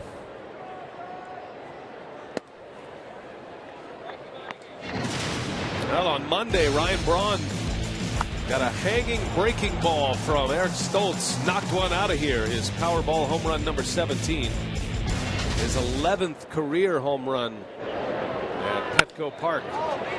Rolls over 1 to short. Amarista makes it look easy for out number 1.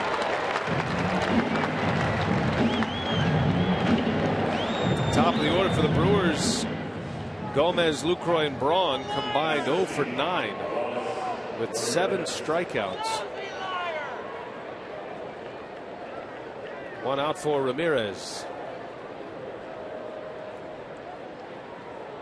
Reds did finish off the Cubs today. That game's gone final. Cincinnati won 7-5. Matt Latos got the win. Aroldis Chapman the save. Brewers are going to see the Cubs Monday.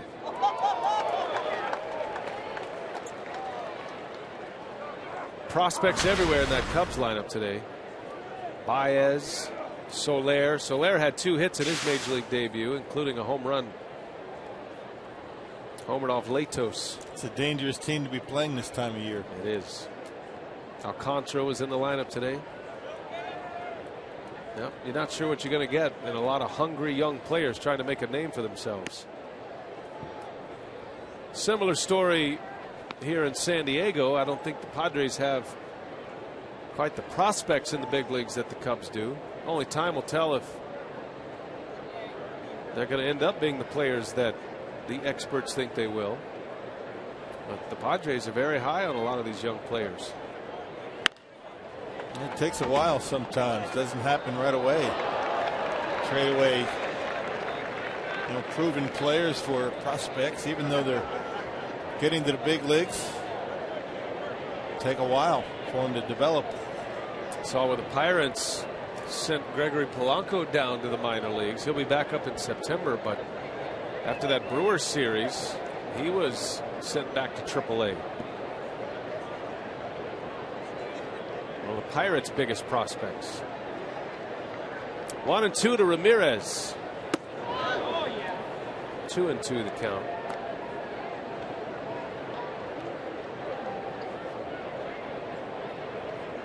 Scooter Gennett to follow. Ramirez has one of the 4 Brewers hits tonight.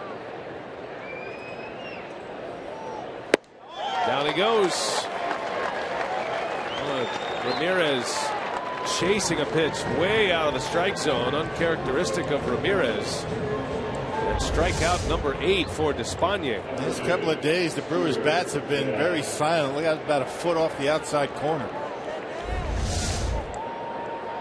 Tyson Ross, you could understand that he's been one of the best in the business over the course of the season, but Despaigne has had a rough go of it in his last 6 outings. Matches his career high in strikeouts. He had 8 against the Rockies earlier this month. Scooter Gennett off the end of the bat, and it's going to be run down by Almonte. Quick inning for Despagne with a K. Retires the Brewers in order. Still scoreless.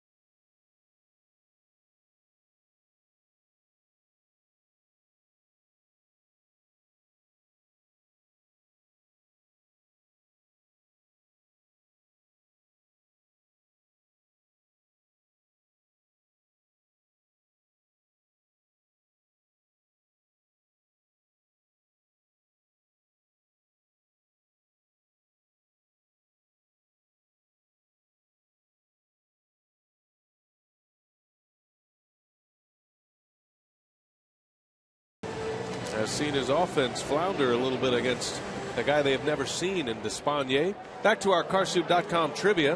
What coaching roles did Ron Roenicke and Bud Black have on the Angels World Series championship team? Yes, Socia managed. Joe Madden was the bench coach. Roenicke was the third base coach. Bud Black the pitching coach. Well, and it is possible that Ron Roenicke could join Madden, Socia, and Black as a manager of the year. I think Roenicke would be a front runner for that category, especially if the Brewers make the postseason. You're going to have to look long and hard to find somebody who is more deserving. I think maybe Mike Redmond with the Marlins if they should make it, but Roenicke's done a great job. And Bud Black won the manager of the year back in 2010. Well, if you go back to 2011, Kirk Gibson won the manager of the year over Roenicke because the preseason expectations for the Diamondbacks were very low, and you could say the same this year for the Brewers. A lot of the experts had the Brewers finishing either 5th or 4th in the division this season.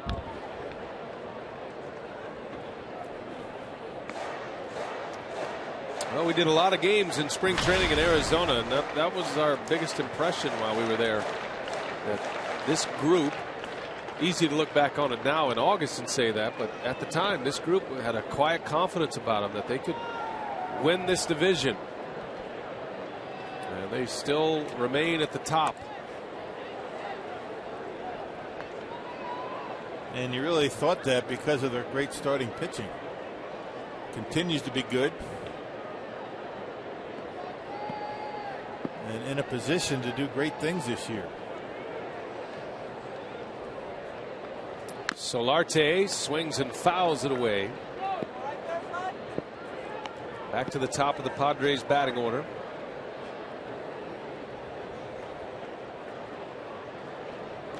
Brewers are a week away, a little over a week away from enjoying their 5th consecutive month in first place, either by themselves or in a tie for first. Not easy to do.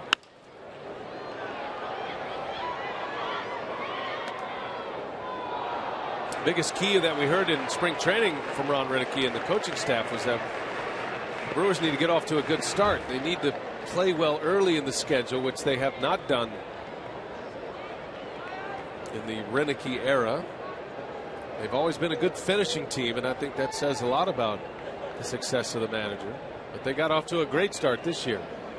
Their best month was April. They won 20 ball games. And it was that April that has them in the position they're in right now, because basically they've been a 500 team since then. And they've only had the one bad stretch. They lost 13 of 16. Other than that, they've been relatively consistent. I've been able to avoid long losing streaks, except for that one stretch. 2-2 to Solarte, and it's down and in, ball 3.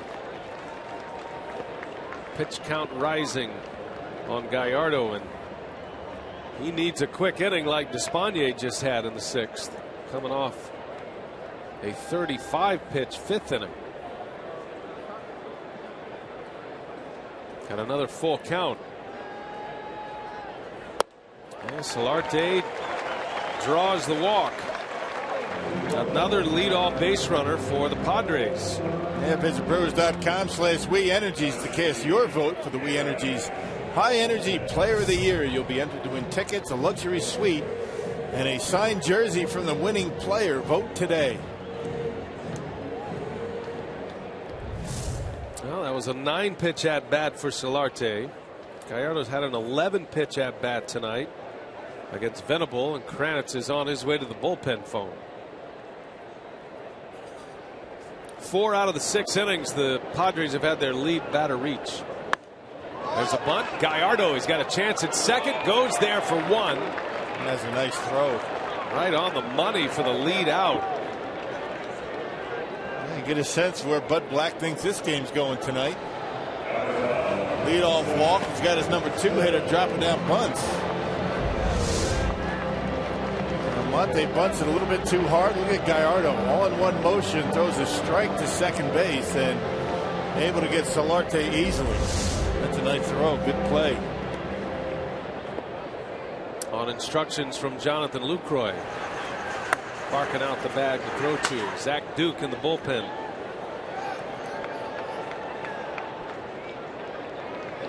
Here's Seth Smith.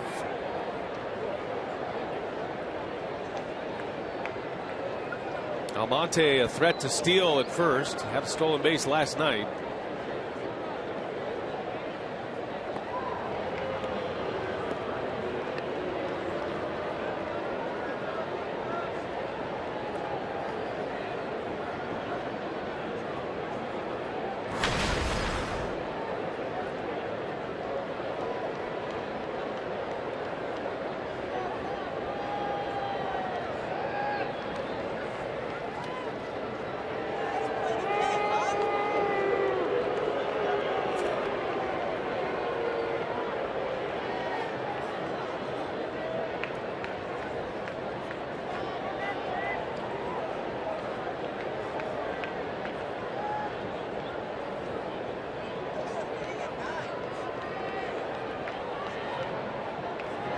Smith fouls it away.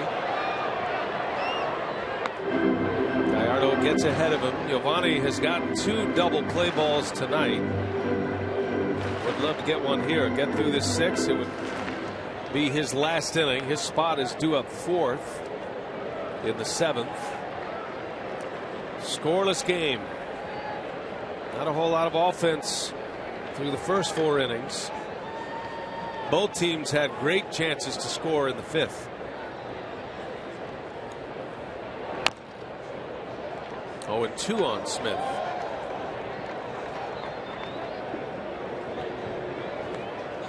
You come into this series, you know that the Padres have had a tough time scoring runs, and you look at the starting rotation, it's been very good all season long, and they proved it. Last 2 starts have been tremendous by the San Diego pitching staff. With the Brewers, at least tonight, have matched them. Giovanni's been very good.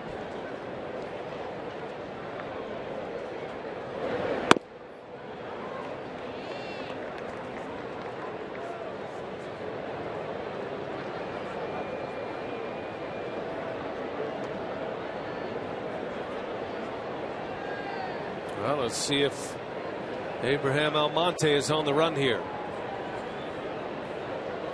He's got a big lead at first.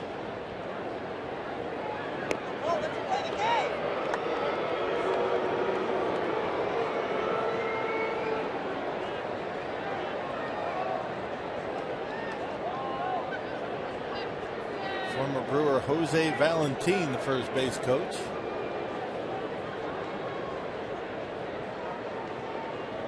So far, Almonte has not tried to steal against Gallardo. Stays put. Smith bounces one to second. Got a chance to turn it, and Jeanette bobbles the ball. Oh, the Brewers are in a frustrating position defensively over the last couple of weeks. That has to be at least an out.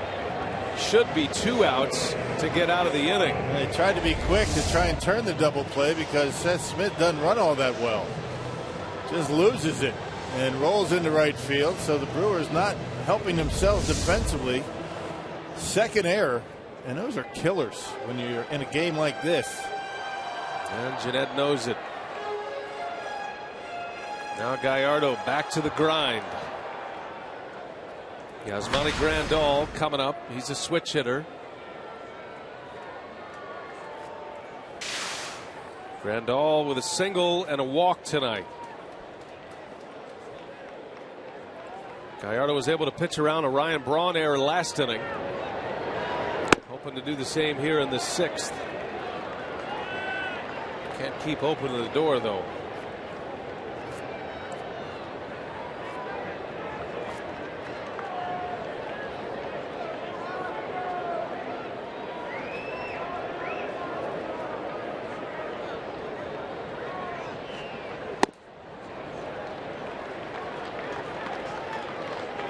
Well, now Grandal, who has plenty of power. He's had a down year offensively. He's hitting just 206. Now at 209 after his base hit his last time up. He can pack a punch. 2-0. There's a good pitch. Right on the edge with a 93-mile-an-hour fastball.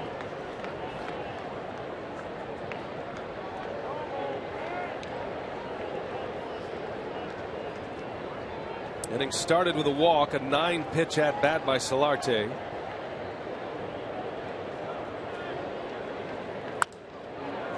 Two and two. The next batter, Almonte, tried to bunt the runner over. Gallardo made a good play, fired to second for the lead out. And then an error allowing Smith to reach. 2 on, 1 out.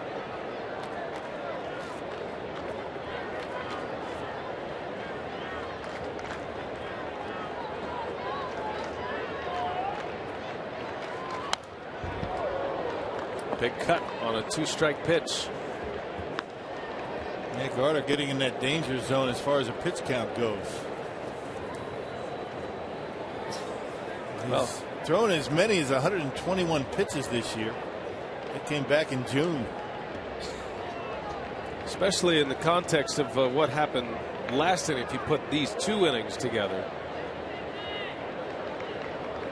2 and 2. Way outside. Full count. If Grandal reaches probably Gallardo's last hitter. Do have a right-handed bat in Jed Jerko due up next. Let's see if the Padres send the runners here to try to stay out of the double play. Got good speed at second at Almonte. Smith does not run well. They stay put. Grandal bounces one right to Herrera. He'll take it himself, and Gallardo works around the air. He gets the double play ball. Still scoreless in San Diego. We head to the 7th.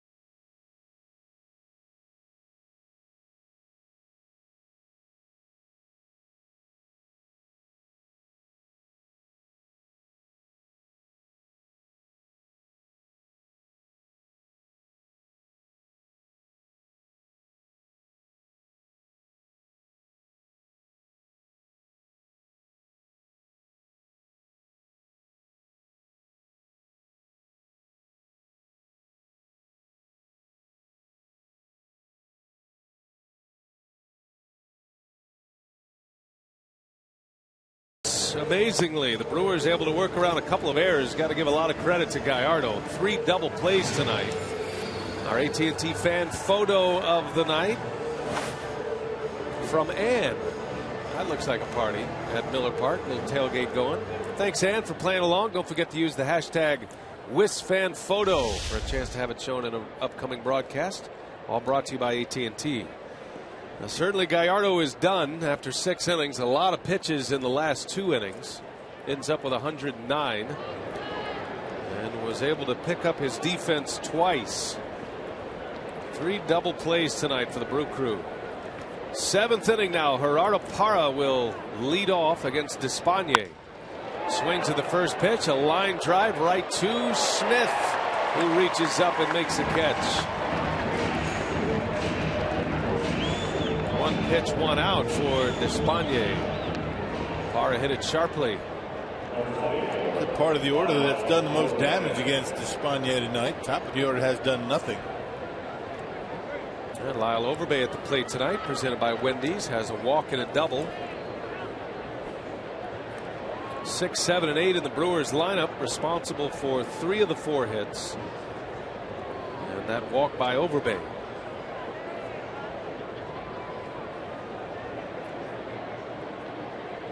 Overbay on the first pitch, a base hit to right. So Lyle Overbay taking an aggressive approach.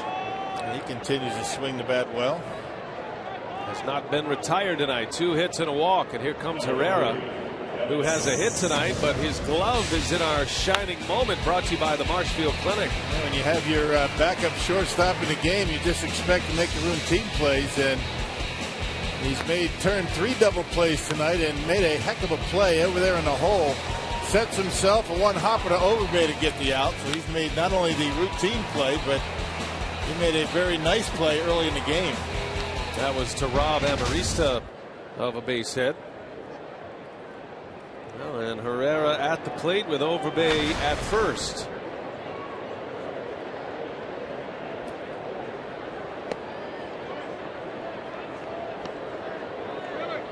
Now Ron Renicky is an aggressive manager. He likes to put wheels in motion when the offense is stagnant. You wonder if he might send Overbay. A little hit and run, something you never see anymore. And Herrera makes pretty good contact, but doesn't run very well. Got the pitcher spot due up next. Renicky's already sent Chris Davis on deck. So you got a power bat waiting in the wings. 1 man out. Herrera trying to give Davis a chance with some men on base.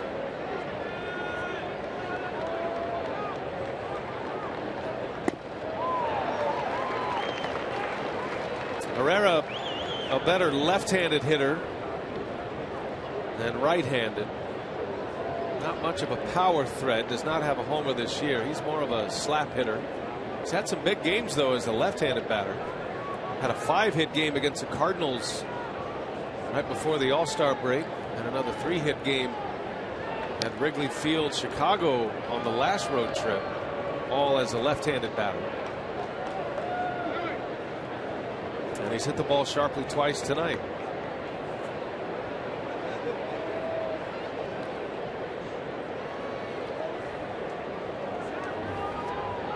Seventh inning and a scoreless game.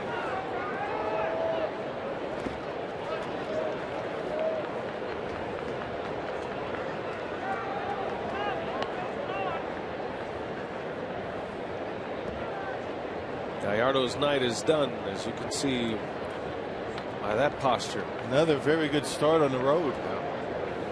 Just continues to rack up the good starts away from Miller Park this year. ERA keeps dropping. A little over a run better on the road. 6 shutouts tonight for Gallardo, giving up 3 hits. 2 balls and a strike.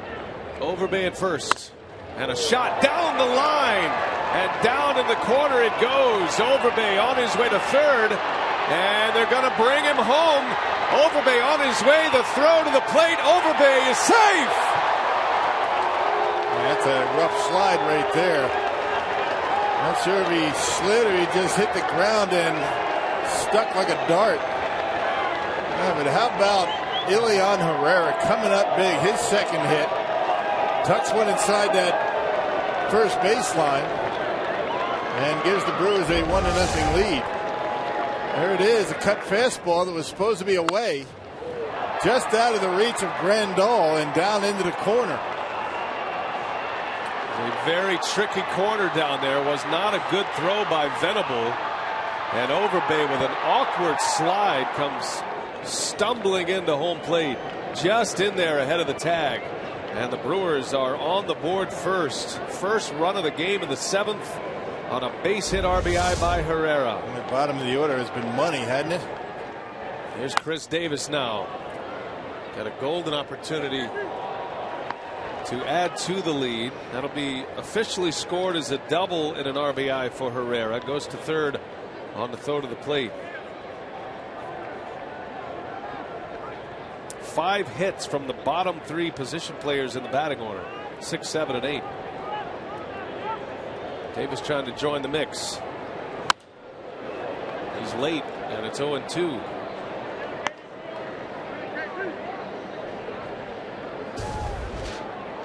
Davis on the Powerball home run leaderboard, has 20 bombs this year. Third on the club. Gomez and Reynolds tied with 21.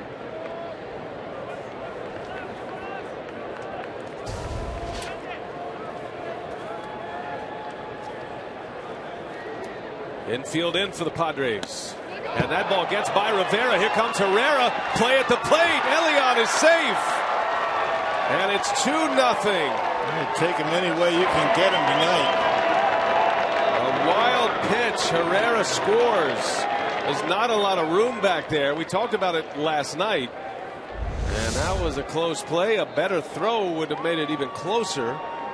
But Herrera got a good jump, and he's in there for the second run. Yeah, good secondary lead, anticipating maybe a ball in the dirt, and he's able to score. Elian Herrera coming up big. Ron Renneke pushed his button tonight, put him in the starting lineup, and he's starred so far tonight. That will be officially scored as a pass ball on the catcher Rivera. Pretty tough chance for Rivera. Yeah, high pitch, had something on it. I guess the official scorer felt as though he should have caught it. It does change the earned runs. As of right now. It would depend on what Davis does. Davis and or Gomez. 2 runs are in. And a 3-2, a swing and a miss. Davis strikes out. That is the 9th strikeout. That is a new career high for Despagne. Gallardo a chance to win this game now.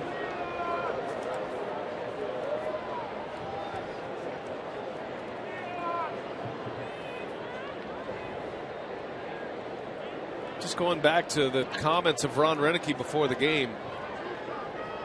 Talking about Elian Herrera, the question, why Elian Herrera tonight? Just felt like it was a good night for Herrera.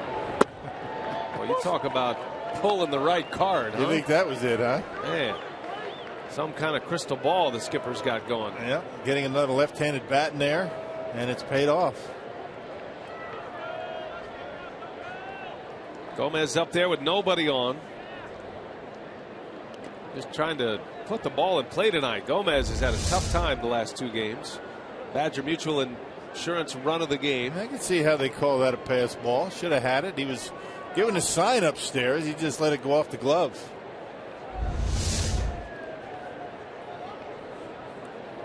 That wasn't as high as I thought with the naked eye.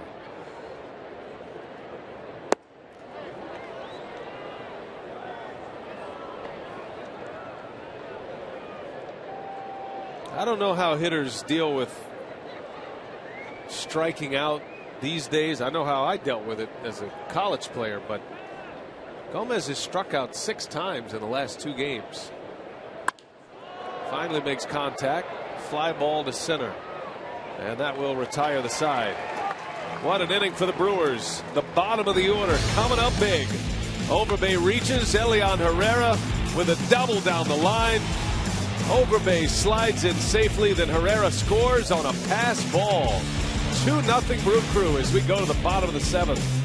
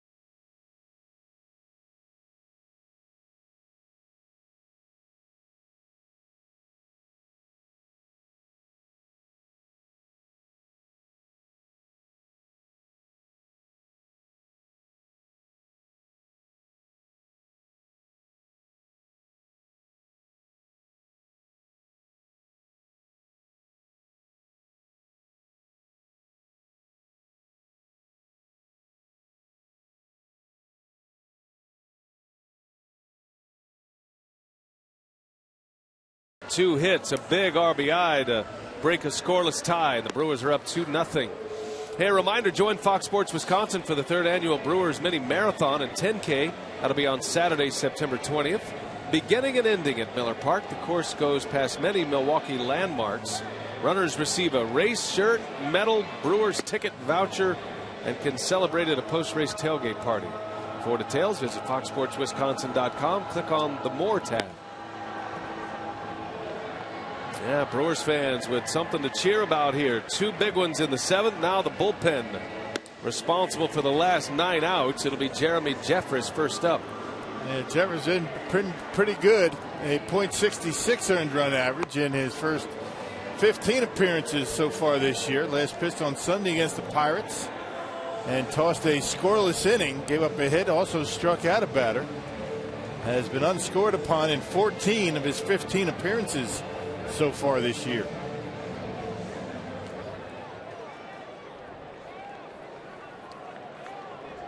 It'll be Jed Jerko to start it. Got a lefty Venable due up next, then Rene Rivera. Giovanni Gallardo goes 6 shutout innings. Works around 3 walks, 2 errors. And a good note here by Brewers beat writer Adam McCalvey. Adam made the note that it's the first time in 209 major league games that Gallardo did not strike out a batter. How about that? So no strikeouts, 3 walks. Still 4 away from the franchise record, tying Ben Sheets. And you come on the air thinking it's a foregone conclusion for tonight, right? That's why you never know. That's why you show up. That's why you come to the ballpark. You never know what you're going to see. And of all the things on Gallardo's mind, I bet the franchise strikeout record is down the list right now. He's happy his club got him a couple of runs. Well, Jeffress comes in bringing the heat. This is a very good fastball hitting ball club, which is what made Gallardo's appearance very impressive tonight, because they really didn't have much of a curveball. Didn't throw too many. The cut fastball, the 4-seamer. He threw some 2-seamers, but basically getting through this lineup with his fastball. 0-2 the count on Jerko. A little slider, half swing. Overbay's coming in now. Jeffress now confusion. And Jerko's going to reach. Oh, this has been a dreadful defensive night for the Brewers.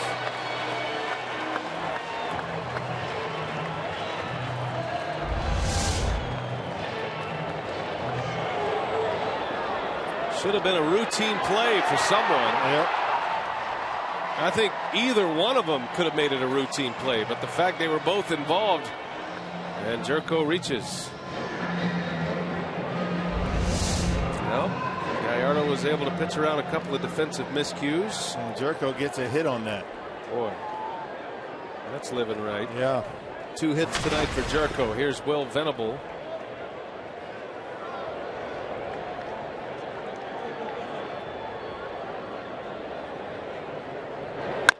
Bouncing ball, that's gonna bounce through, base hit.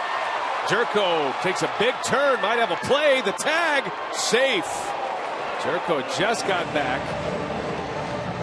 Here come the Padres again. The first two have reached. They seem to be had their leadoff hitter on just about every inning.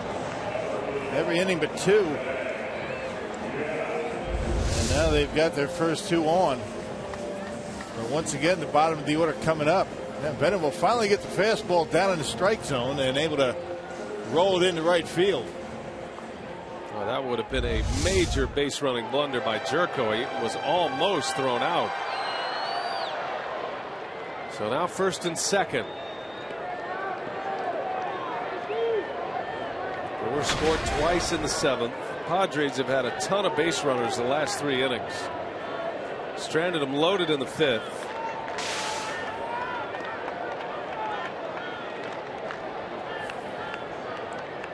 Padres left 2 last inning. An inning that should not be this way for Jeremy Jeffress. A misplay and a seeing eye hit. Rivera's up there to bunt, and he takes a ball.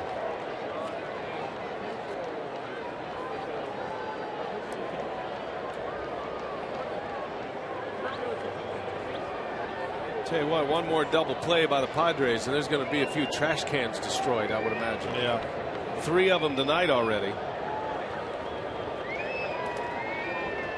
Brewers have their corner infielders crashing in on. And the double play balls is the reason why Bud Black is going with the bunt in this situation. Doesn't want to see another one. He's squaring early, and he takes a ball. 2-0.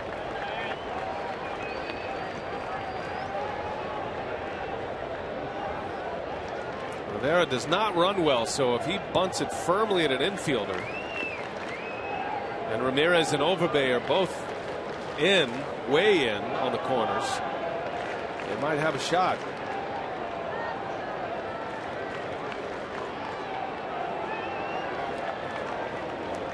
Two 2-0 is the count. Not bunting. Takes a strike.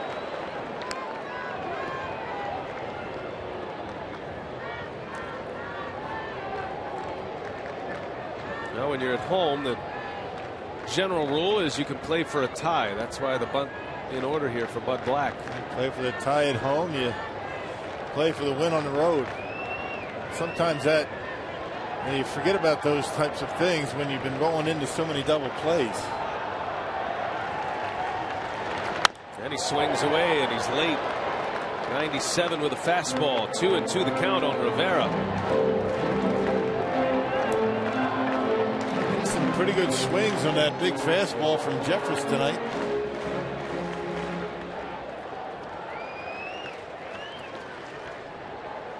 Zach Duke getting ready.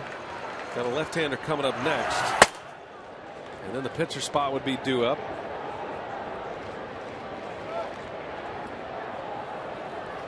Two on, nobody out. Jeffress in a 2-2 count, and a swing and a miss. He struck him out. And good movement going in on Rivera as it gets to home plate.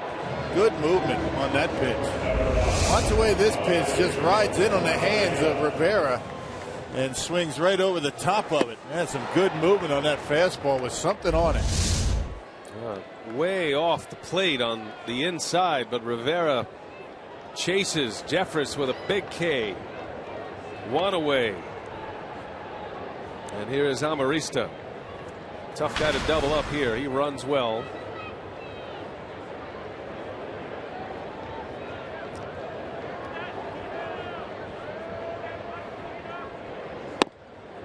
Strike one in there with a fastball.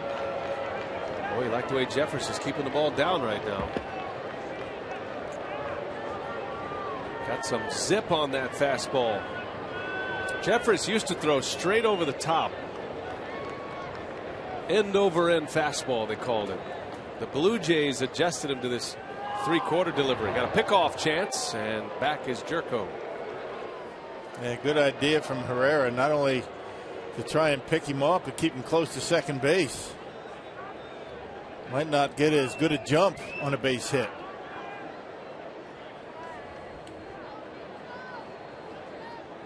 Jerko's been hampered by a hamstring injury. It's not a given he'll score on a base hit. He got 3 good arms in the outfield. 1 ball, 1 strike. Remember Amarista's last at bat against Gallardo. He chased a few down and away fastballs. Jeffress has about 6-7 miles an hour on Gallardo's fastball.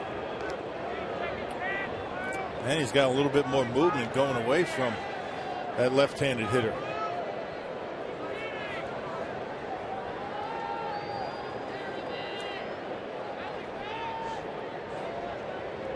One ball, 1 strike, and that ball's driven left center field. Parra makes the catch.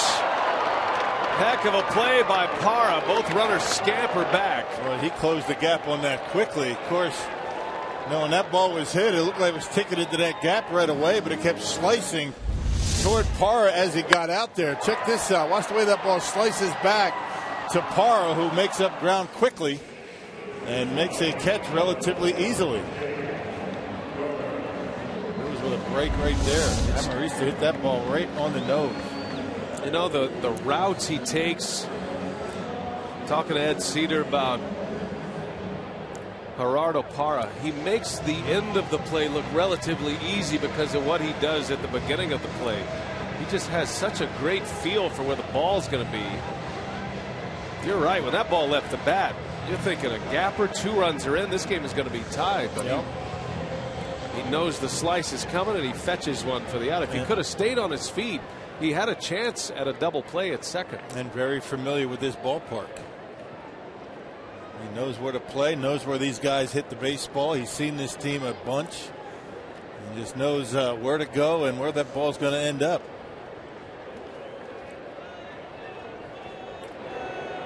So it'll be a pinch hitter for Bud Black. Jake Gobert off the bench. 2 on, 2 out. Gobert started at first base in the opener on Monday.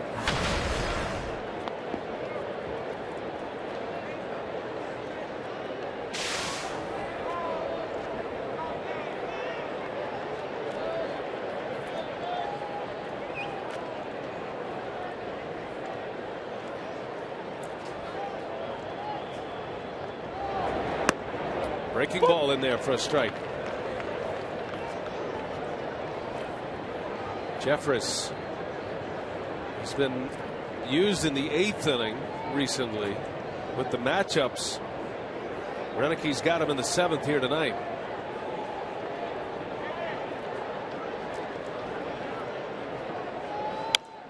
Yeah, bottom of the order for the Padres is where the right-handed batters are. They get up to the top. You have switch hitters and lefties. And you're probably going to see either Duke or Smith.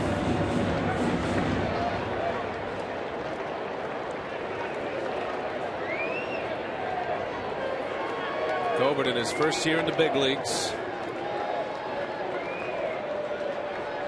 Played his college ball at Northwestern. Jeffries has him down 1 and 2. 2 on for the Padres, and a swing and a liner foul. Hung that one up there.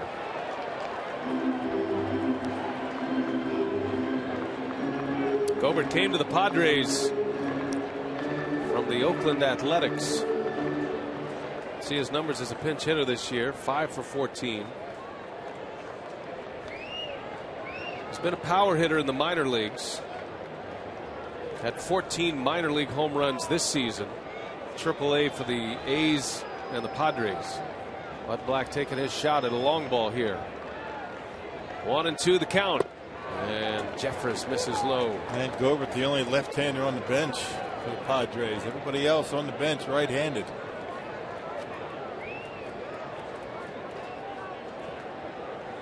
That's Jerko at second, Venable at first. Back-to-back hits to start the inning. Jeffress with a strikeout and a line drive out.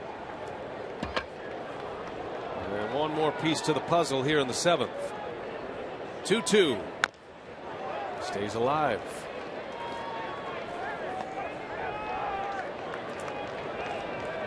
Gobert came to the Padres in May. That was the deal involving Kyle Blanks. Early trade between the Padres and the Athletics.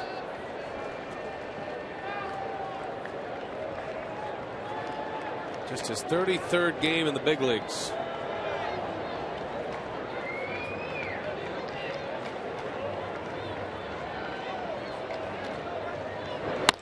And that's going to fall, a base hit. Parra rounds it out. Runner coming home. Jerko. The throw comes to the plate. And it's late. Jerko scores. That is a pinch hit RBI single. And the Padres are within a run. That was a nice at bat by Gobert. Took that pitch and was tailing away from him. Just waited back and lined it over the shortstop's head and into left field. Check it out. That's not a bad pitch. Had some movement on it. He waited back and didn't try and pull it. And the seal is broken for the Padres. And now it brings up the top of the order. Well, Renicky with the switch hitter Solarte coming up. It's going to let it ride with Jeffress. First and second, 2 outs. 7th inning, a run scoring inning for both clubs. Solarte takes a fastball strike. 3 hits in the inning. Remember the misplay to start the inning. No error charge, but a little dribbler down the first baseline that wasn't handled by either Jeffress or Overbay. Big bouncing ball. Ramirez will make the play to end the inning. Jeffress gives up a run but keeps the lead intact. 2-1 Milwaukee. 8th inning coming.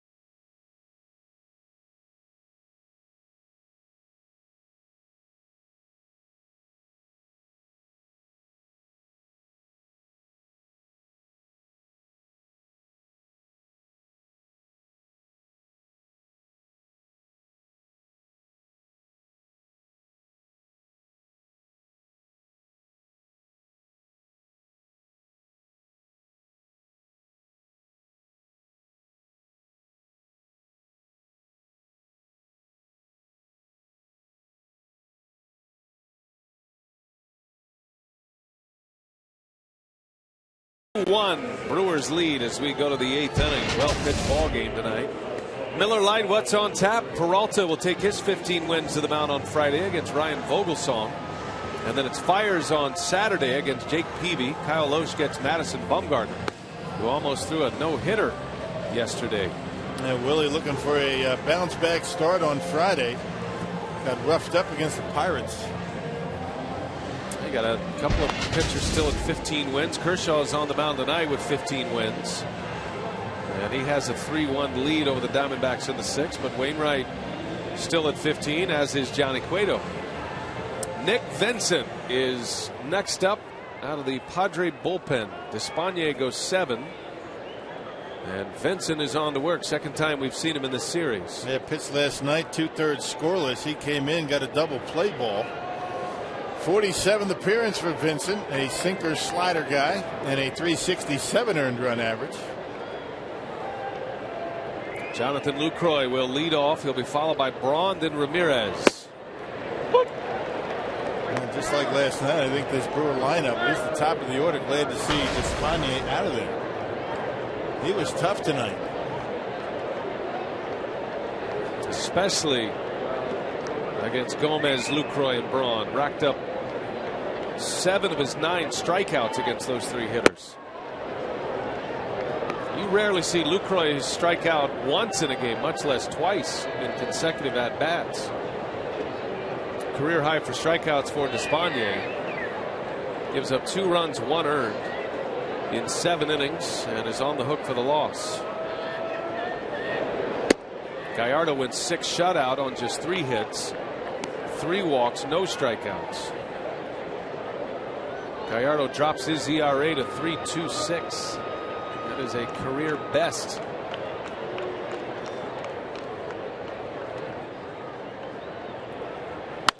Lucroy, right center, well hit, backing up on it, Venable with room.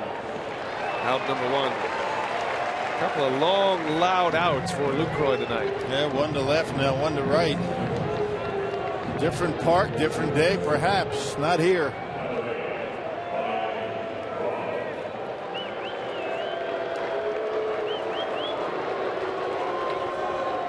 Here's Ryan Braun with 1 out.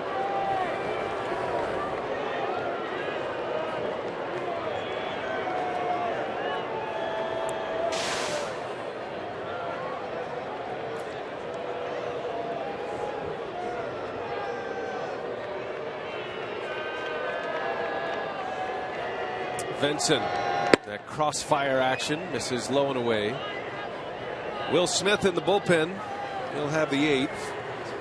He'll have Almonte, Smith, and Grandal. 2 switch hitters and a lefty.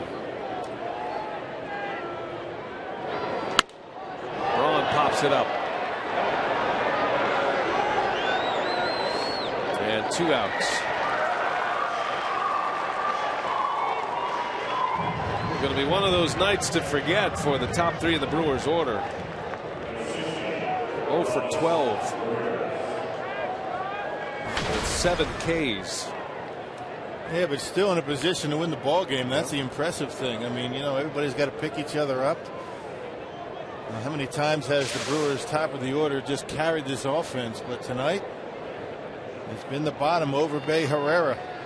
Yeah, now you're looking down the lineup saying, when's Herrera batting again? We got to get him to the plate.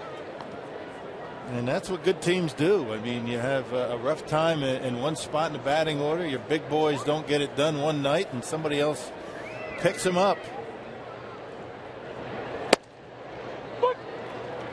1-1 to Ramirez. He's 1 for 3 tonight. Had a single to right with 2 strikes in the 4th. Chased one way off the plate in the 6th inning. One of the 9 strikeouts for Despaigne. Very uncharacteristic of Ramirez to chase one that far off the plate.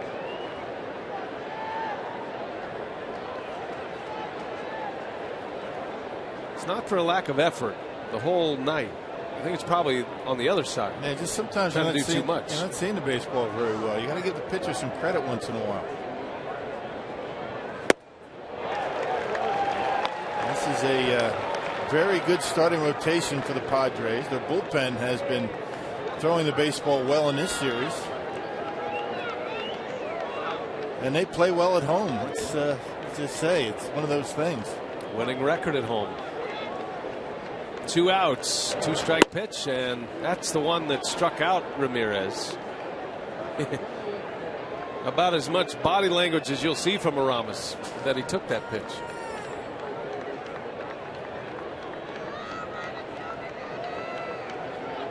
Full count.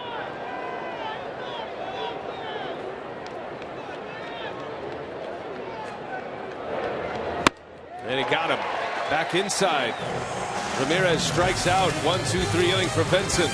Bottom of the 8th coming. Will Smith is entering.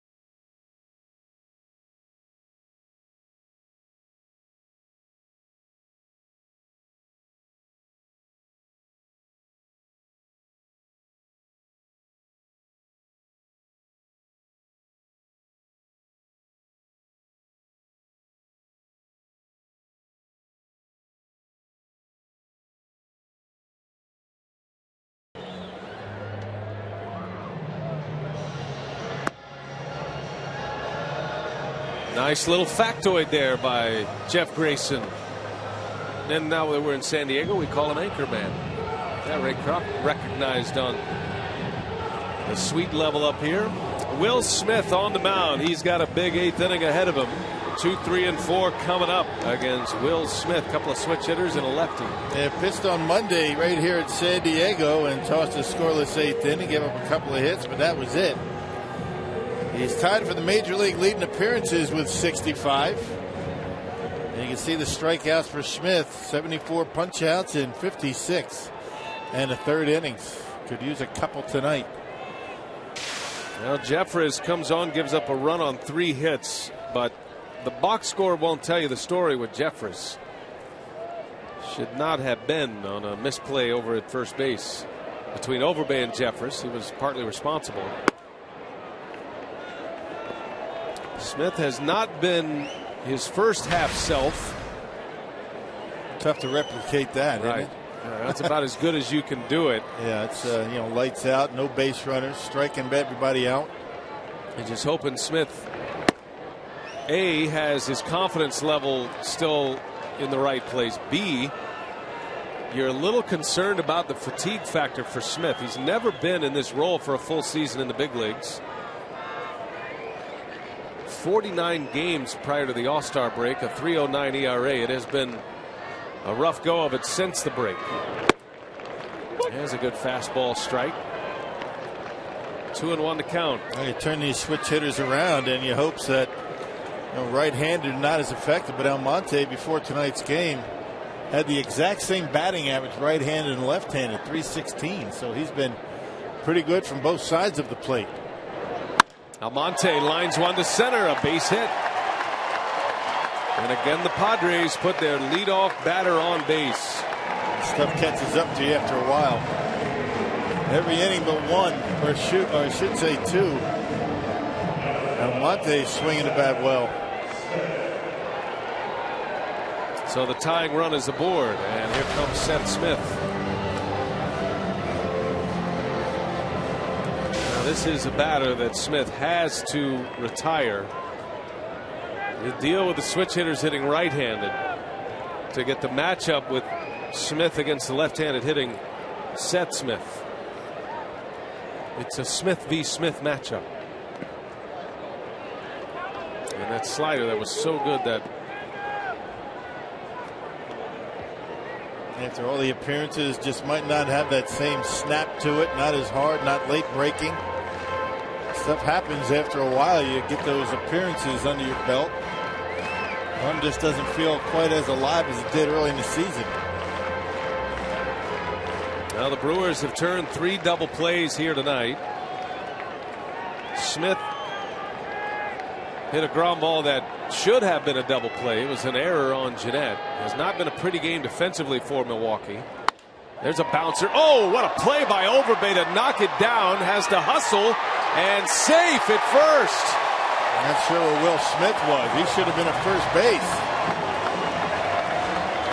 Oh boy, Brewers are just in a big lapse defensively tonight. Yeah, Ted Barrett, the crew chief, is going to go right away to challenge it here. Well, you got to get over there right away if you're Will Smith. No play at second. Overbay thinks he tagged him in time. And no hesitation by the first base umpire. Question is there going to be a look? Can't tell. If he tags him, he's out. But is there a look that's going to be conclusive enough that would overturn the call? Barrett made the safe call on the field. There it is. Looks like he got him on the jersey just barely, but it was it before Smith got his foot down? This is going to be a tough one. Ted Barrett, headsets are coming off quickly here. What do we have? That is an out call. So on the crew chief review, the umpire review, that one goes the favor of the Brewers. And well, that didn't take long, did it? That was pretty close too. Just got him on the jersey. That's a big call right there. Yes, it is. It could have gone either way. Brewers got a break right there. Another defensive breakdown by the Brewers. Will Smith's got to cover. And that is the intended purpose of replay, to get missed calls right in crucial moments. Changes the complexion of the inning here. Now runner at second, 1 out. Yasmani Grandal at the plate. Heck of a play by Overbay just to keep it in the infield, and a bonus to get an out of it.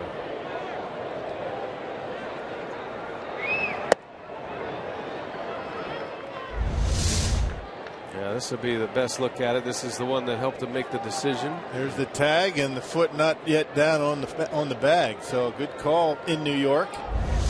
And the best part about it, didn't take very long.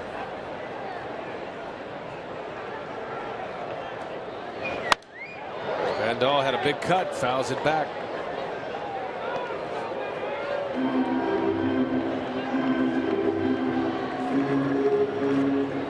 Grandal has a single tonight. All 3 of his at-bats have come as a left-handed hitter. He bounced into a big double play in the 6th. That was Gallardo's last hitter. Just a 125 hitter against lefties.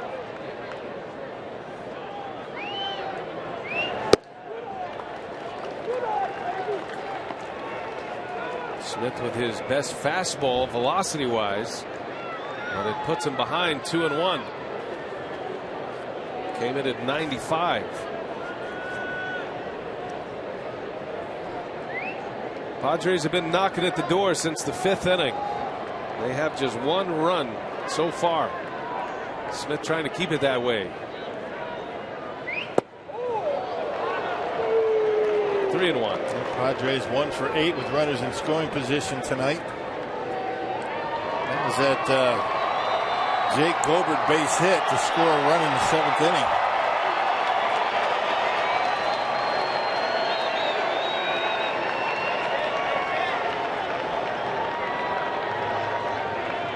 Tying run at second. Good speed out there in Almonte. And a pickoff play. Almonte is back.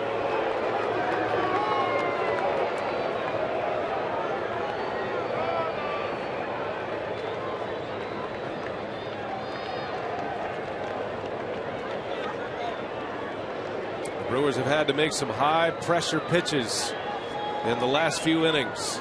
Here's one here, 3-1.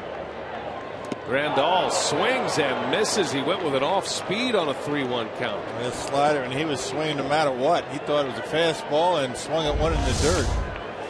Gutsy pitch by Will Smith. Good block by Lucroy. Well, now what do? Come back with it. Full count.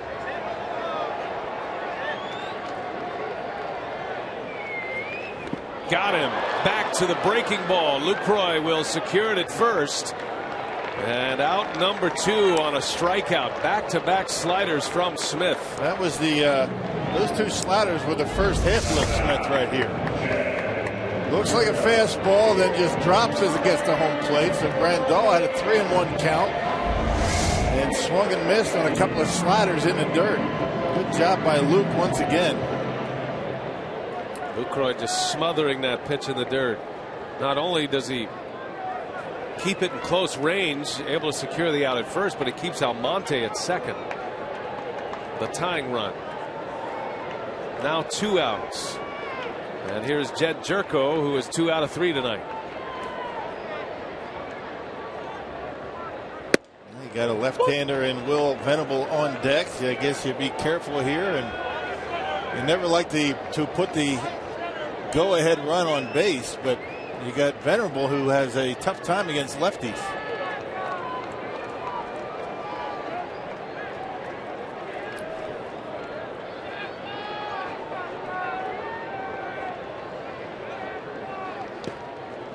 Another good block by Lucroy. Yeah, these are the moments that don't show up in the box score. You don't see them in the highlights, but these are just major plays in a game. Late in the game, tying run in scoring position. Lucroy just keeping everything in front. And you kind of get used to it. You kind of get numb by it because he's so good. 1 ball, 1 strike. Jed Jerko at the plate. Brewers lead by a run in the 8th. And a fastball missed. Jerko had the infield hit last inning that started the inning, and then he scored the lone run for the Padres. He hit a little dribbler to first, and Jefferson Overbay collided. Jerko ended up reaching. His hit in the 5th inning was a sharp single to right. And he's an up the middle opposite field hitter.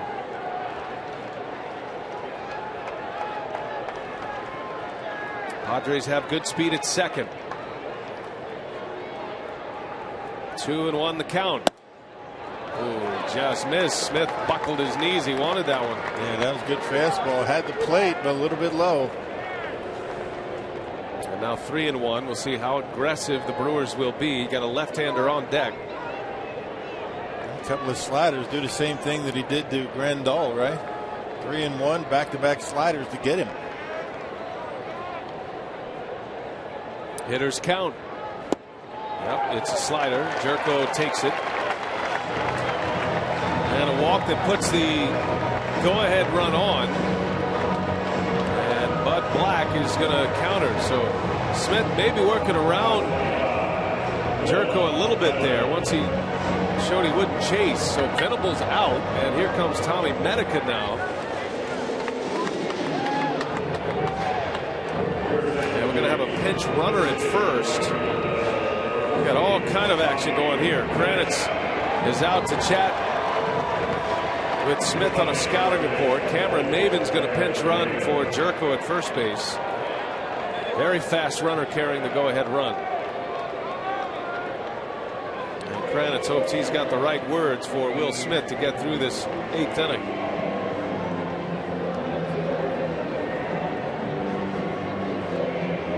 Scouting report time. You can take a look at the scouting report on Medica. Medica nearly 7 for 32 as a pinch hitter this year.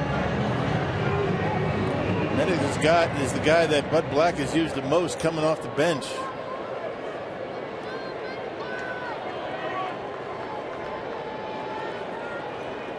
So Venable is out, Medica is in. 2 on, 2 out, 8th inning. Brewers clinging to a 1-run lead.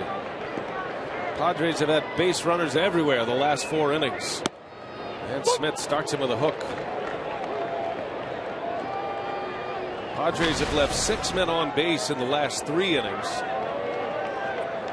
And 2 on here.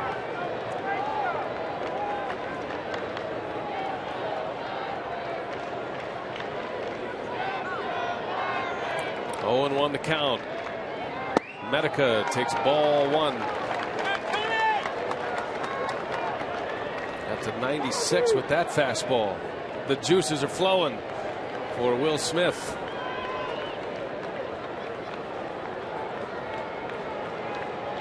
Gallardo wins 6. Jeffress gave up a run in the 7th. Now Smith trying to maintain the lead. And it goes to 1-2. There's a good slider. He's got a good one tonight. It's probably the best slider he's had in a while. Got a good break to it. It's late. Keeping it down in the strike zone. Hadn't hung one. Got to think back to that play Overbay made. That diving stop on the ground ball by Smith. Just grazed his jersey for the out. Went to a quick umpire review. 1-2. Smith delivers. Medica lays off. 2 balls, 2 strikes.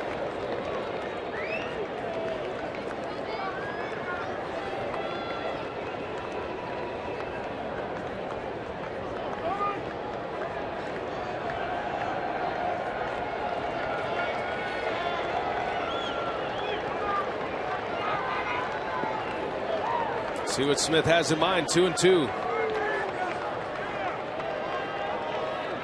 And a slider struck him out. Lucroy's got to go to first. Does so, and the inning is over, and the Padres strand 2 more. Will Smith finds his first half slider. Gets through the inning scoreless.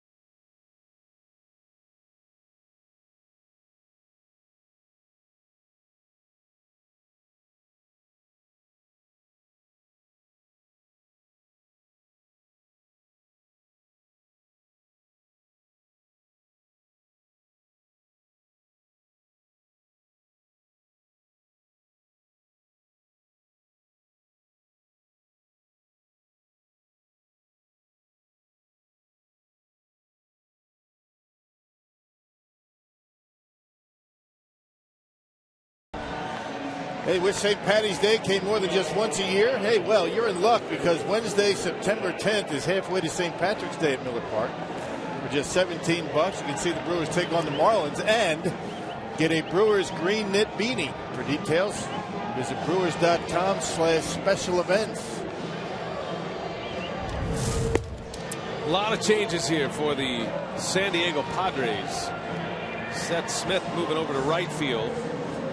Cameron Maybin will take over at center field. That moves Almonte to left. So 3 new outfield positions out there. You also have Solarte to second to make way for Chris Nelson, who is at third base. Is that it? No, one more. Got a new pitcher. The new pitcher, Kevin Quackenbush. We saw him in yesterday's ball game. Impressive stuff for Quackenbush. He came in last night and struck out the side. He did give up a base hit to Gene Segura, but struck out all 3 outs. 45th appearance for Kevin Quackenbush. Scooter Gennett leads off, and a strike to start it. Oh, the Brewers walking the tight rope with the Padres at the plate. How about 8 runners left on base for San Diego in the last 4 innings? Yeah, Padres 1 for 10 runners in scoring position. So the Brewers, although they're bending quite a bit lately, not breaking, right? Gennett slices one down the line, just out of the reach of Almonte, who just went to left field. And Gennett will get another pitch. 0-2 the count on Scooter.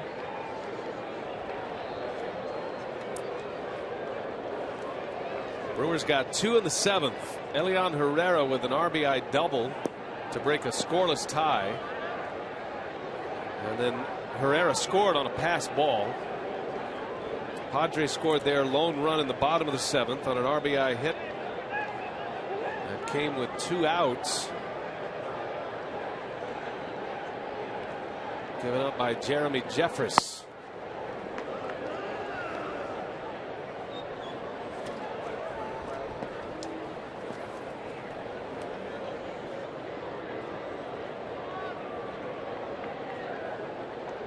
Will Smith works around a single and a walk.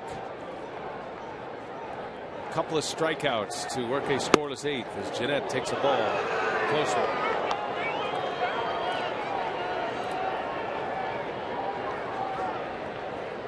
Both starters still in decision mode here. Gallardo in line for the win. Despaigne on the hook for the loss. Both pitched well. Gallardo had to work around some shoddy Brewers defense. Bouncing ball to short. Amarista takes care of Gennett for the first out. Scooter's 0 for 4 tonight.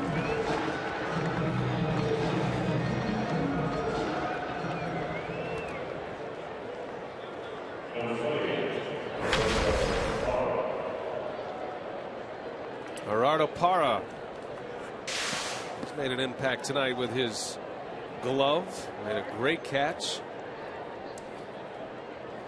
Parra's 1 out of 3. Singled his first time up. Stole a base.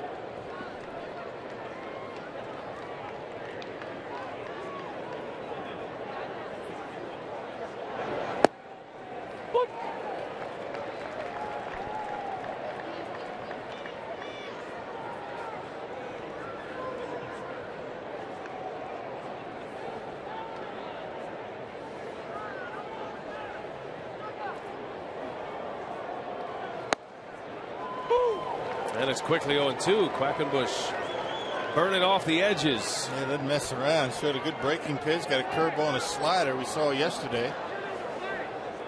And a decent fastball. Gets it up there in the low to mid 90s.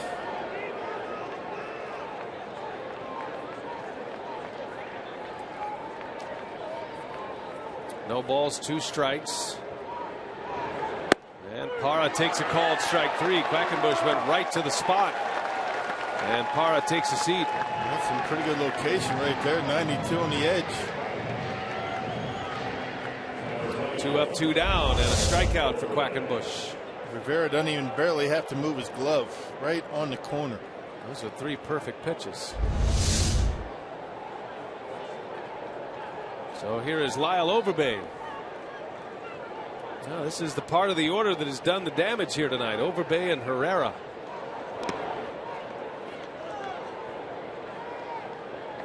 Lyles had a big night. He and Herrera finding their names in the starting lineup tonight, and both have performed well offensively and defensively. Who knows where that inning's going? Last inning, Overbay makes a diving stop, able to get the tag on Seth Smith. They had to go to a challenge to find out if he got him or not.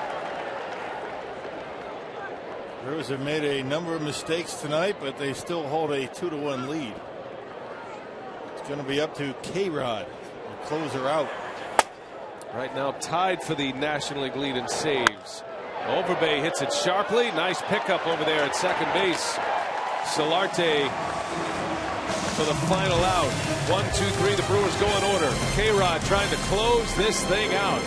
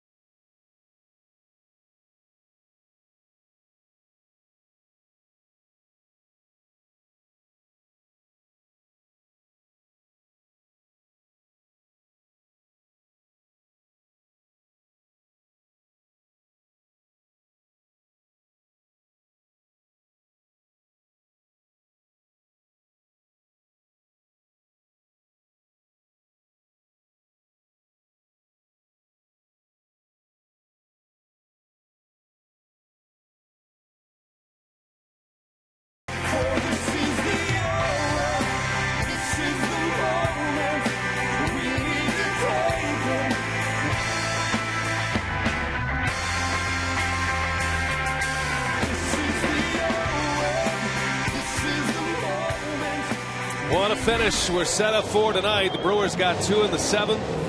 Padres got 1 in the bottom of the 7th. It is 2-1, bottom of the 9th now. And Frankie Rodriguez on to try to close this thing out. Yeah, looking for save number 40 on the season. Picked up number 39 against the Pirates on Sunday back at Miller Park.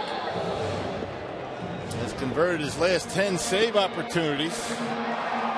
K-Rod currently tied with Trevor Rosenthal of the St. Louis Cardinals for the top spot in saves in the National League with those 39 out of 43, and has got the bottom of the Padres order to deal with.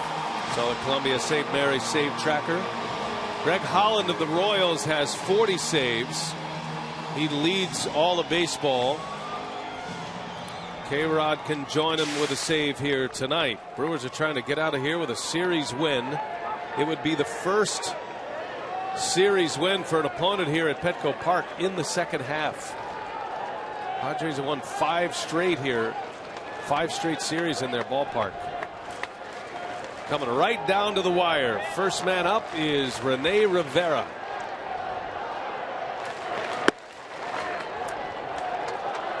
Frankie Rodriguez is approaching a couple of milestones as well. He is climbing toward the top 10 all time in saves. His next strikeout will be his 1,000th in his major league career.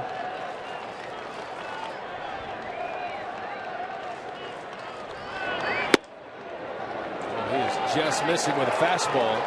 He's got some life on his fastball tonight as well. That came in at 93. Right on the edge, a couple of them, but off the plate. Frankie is a save away from his 5th career 40 save season.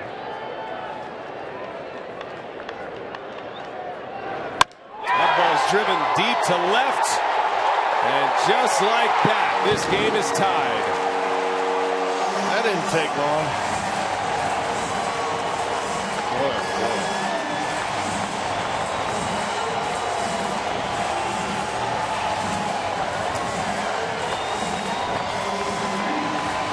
Rene Rivera, 30-year-old journeyman catcher, coming up with a bomb to tie this game. Yep, 2-0. He got a fastball and gave it a ride out of here. And there was no question about that one. And Ron Renicky is hot. Ron Renicky comes to the mound. Talking to the home plate umpire about the first 2 pitches that K-Rod threw, and now he just got thrown out. Now Renicky is ejected. That's why he went out there. He thought those first 2 pitches were strikes. Didn't call them, and that forced K-Rod to throw one down the middle. You could see that. That's why he went out there.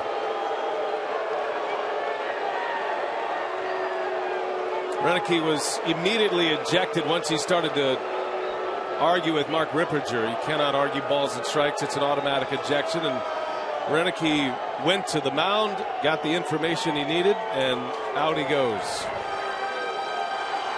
Well, the Padres with base runners all night. They couldn't get him in. And then they strike against K-Rod with a home run here in the 9th, and we're tied at 2.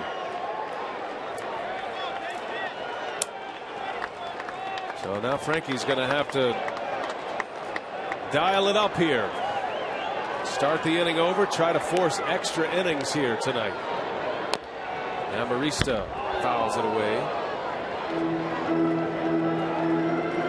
Offensive pressure has been all over the Brewers here tonight. I mean, it started in the 5th inning, and it's been nonstop for the Padres all night. Brewers fortunate that the Padres only have 2 runs.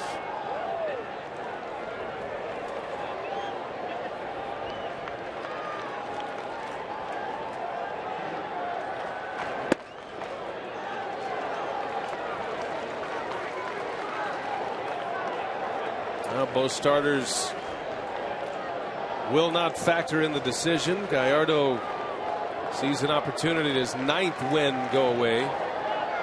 K-Rod's been giving up some home runs here lately. His last time out, which ended in a save, he gave up a home run in that game to Andrew McCutchen, but the Brewers had a 2-run lead.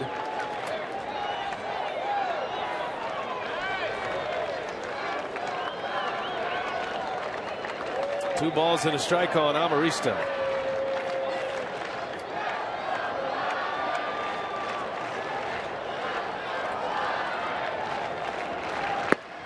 Three and one.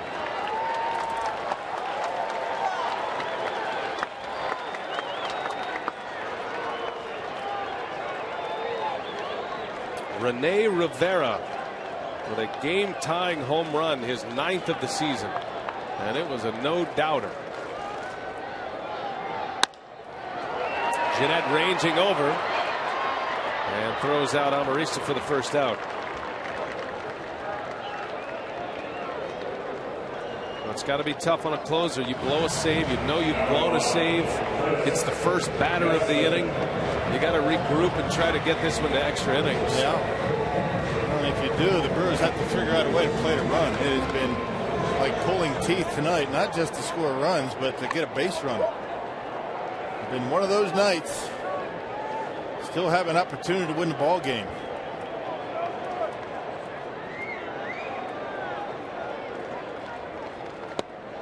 Chris Nelson, who came in on the double switch last inning, batting for the first time.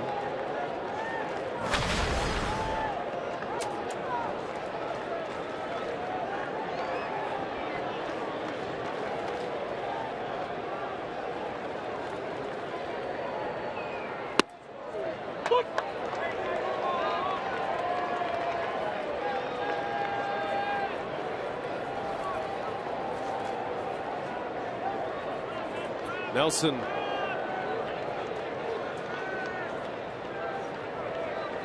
.225 hitter.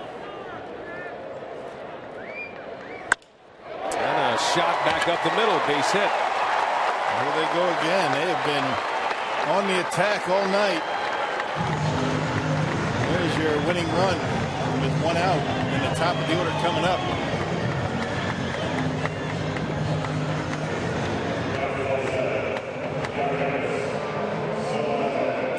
of the order, switch hitter Yangervis Solarte.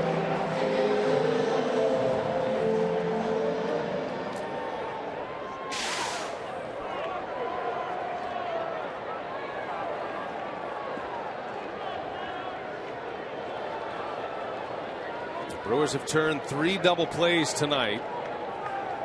K-Rod would love to get number 4 right here. Solarte has good speed. He's had a hit and a walk tonight.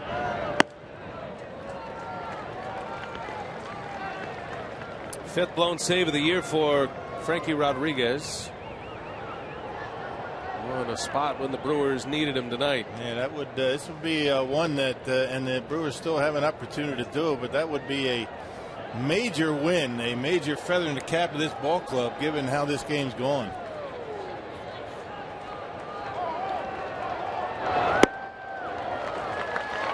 Two and 0. Somewhat surprised Nelson's not trying to steal a base. K-Rod takes a while to get rid of the baseball. 2-0 count, not exactly a running count.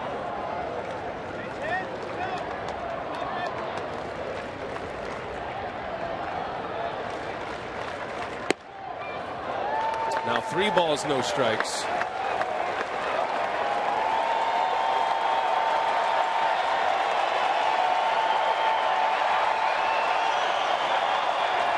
Jerry Narron managing, the bench coach. Renicky ejected. We got Almonte due up next. Now you wonder if Solarte has the green light here. 3-0. Winning run at first. And he takes all the way. He takes a strike. This might be a running count right here for Nelson.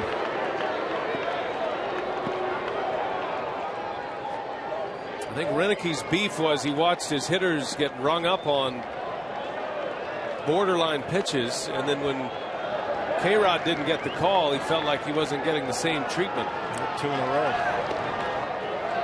That being said, well, that's over with now. 2-0, and you know, in a 2-0 count, still have to make your pitch. Rivera got one he could handle, and he tied it up.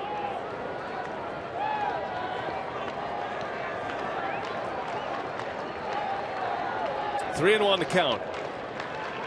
Runner takes off, and it's a strike. Throw to second. Herrera picks it and tags him out. Wow. What a play that was by Elian Herrera. I'm not sure why it took so long for somebody to get over there. Lucroy did the right thing by just throwing the baseball. And Herrera somehow was able to get over there late and pick the short hop. Check this out. This is a heck of a play. There he is, and Nelson is an easy out at second base. He stopped running. I'm not sure why he stopped. He thought it was ball 4. I mean, why would you ever do that? He did some bad base running. What a huge turn of events here. Now the count is 3-2. K-Rod can get out of this inning. And he loses him. All 4. Solarte draws the walk. Again, the Padres put the winning run on. Nelson stopped running, and that becomes an easy out. I'm not sure how you do that. I mean, you're running the bases and you're playing umpire all at the same time, and he gets called out at second base. Boy, oh boy. It's not been the prettiest fundamental game we've seen in the big leagues this year. It's not at all. It's been a struggle for K-Rod. 2 hits and a walk. That was a very fortunate out at second. Here's Almonte. Had a single his last time up.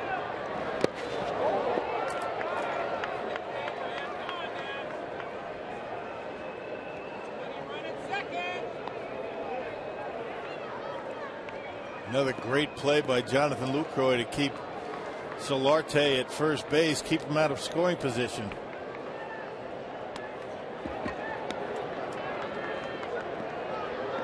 Jonathan's had a great night behind the plate. It's a big caught stealing he just had. Almonte homered yesterday. Took Jimmy Nelson deep to right, and it was a bomb to right. There's a strike. 1 ball, 1 strike. It was a fastball that he hit last night. Fastball down and in. Dropped the head of the bat on it. And the rest of the time, the Brewers have been working them away with the fastball.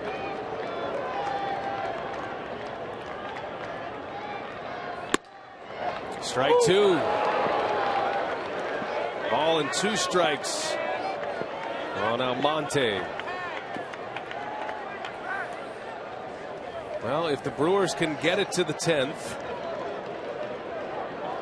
the hottest hitter of the night, Elian Herrera, will lead off. It'll be 8-9-1 coming up. Winning run at first, and a swing and a foul. Almonte just hangs in there. Brewers have some options off the bench if they can get to that 10th inning. Yeah, they've only used one. That was Chris Davis. Still have Reynolds and Segura, Weeks, Maldonado, all right-handed batters.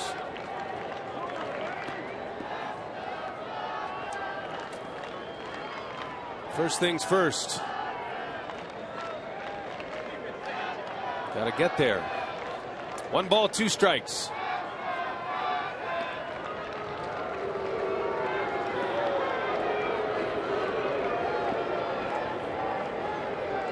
The Pirates beat the Cardinals earlier today, an afternoon game.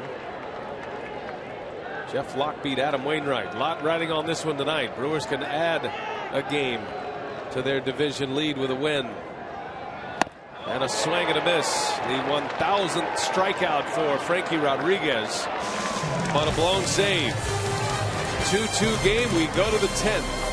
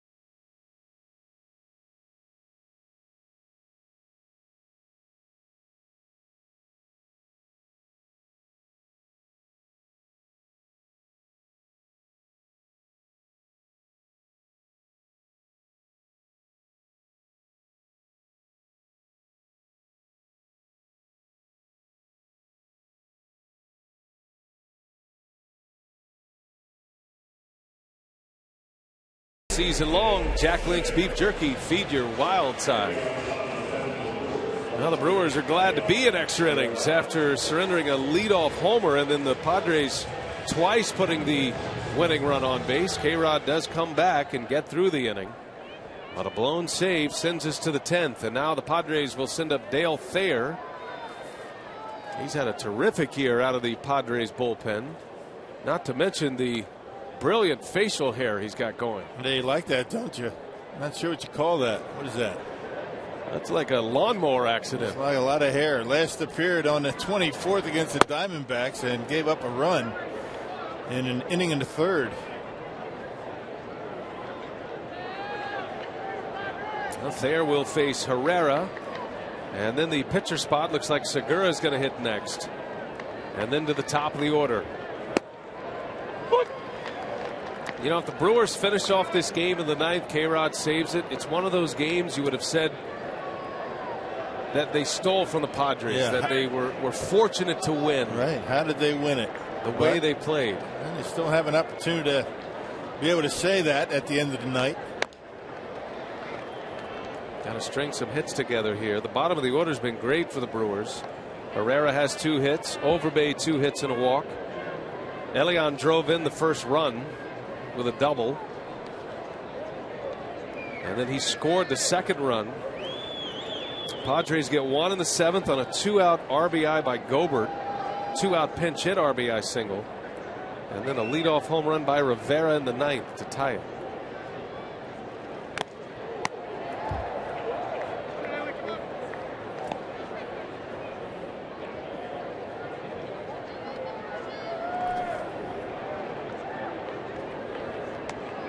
Brewers have scored 2 runs on 6 hits.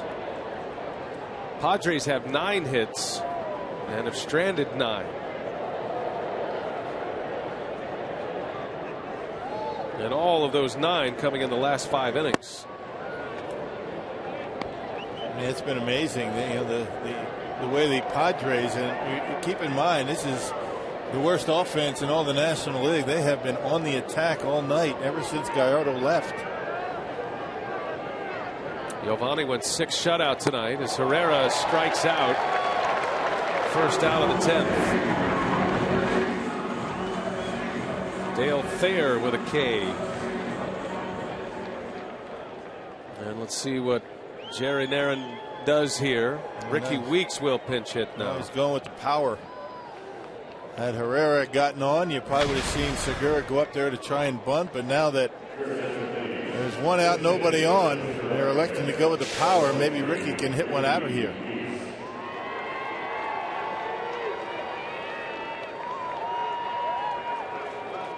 Nothing but right-handers on the bench for the Brewers tonight. Can scratch Weeks and Davis off the list.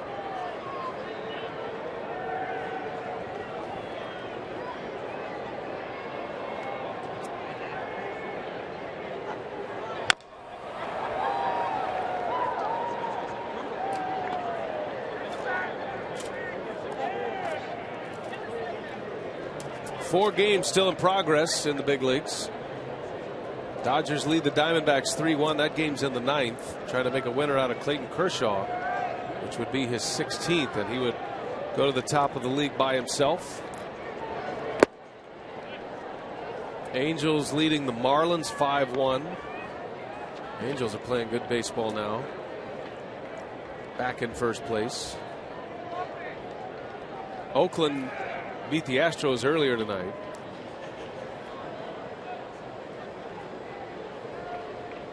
And then the Rockies are in San Francisco tonight. The Giants lead 2-1. The Brewers' next opponent.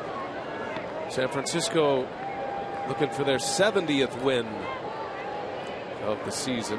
Yeah, they're in the bottom of the 7th inning in San Francisco, and they started an hour later than the Brewers. You know, for a 2-2 game, this is taking a while. There's been a lot of activity.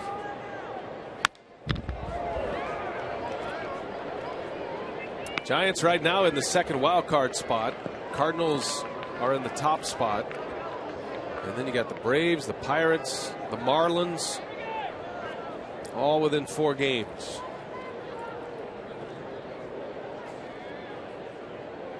Brewers trying to get out of San Diego with a series win. Dealt a severe blow with that home run by Rivera to tie this game. Now trying to regroup. 2-2 to Weeks, pinch hitting. And a ground ball. Gloved by Amarista. Weeks is out. 2 outs.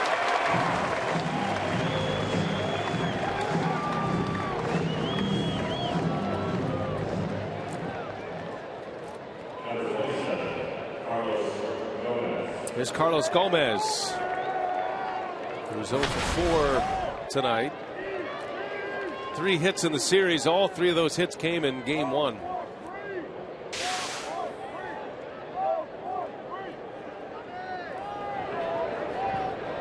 Brewers have not had a base runner since Herrera doubled in the 7th.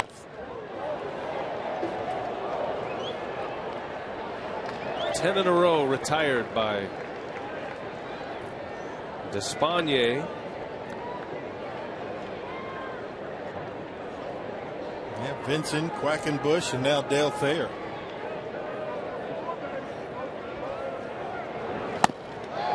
Oh, and 2 the count.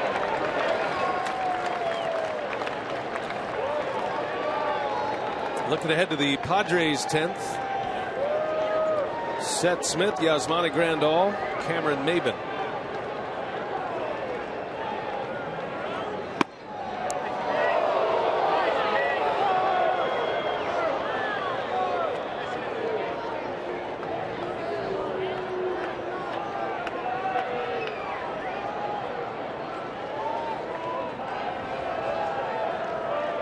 One ball, 2 strikes.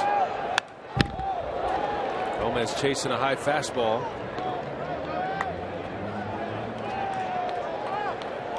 Looks like Zach Duke will have the bottom of the 10th.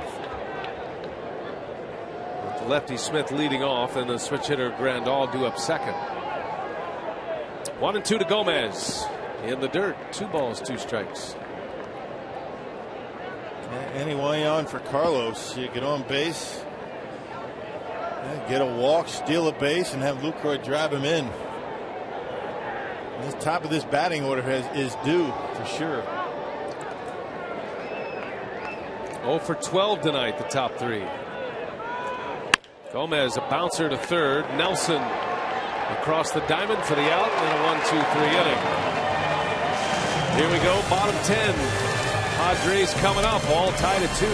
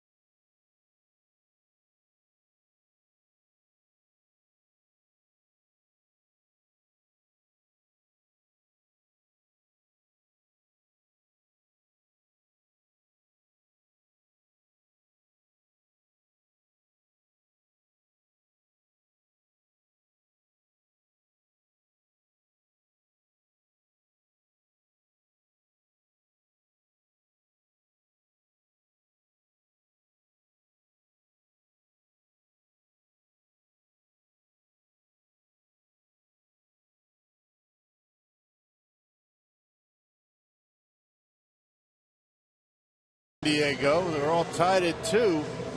2-6 and 2 for the Brewers. Zach Duke continues here in the bottom of the 10th inning. 61st appearance for Duke. He has been very good out of that bullpen. A 4-0 record at 232 earned run average. He's got the 63 strikeouts in 50 1/3 innings.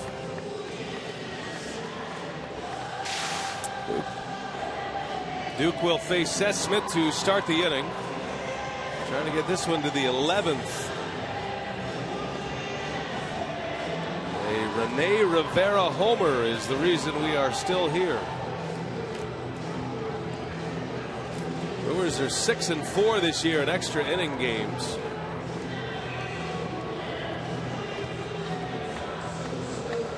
And a big one on the board here tonight. In the middle of the Padres order coming up. Smith, Grandal, and Cameron Maybin, who came in as a pinch runner for Jerko back in the 8th inning. Padres with 7 extra inning victories.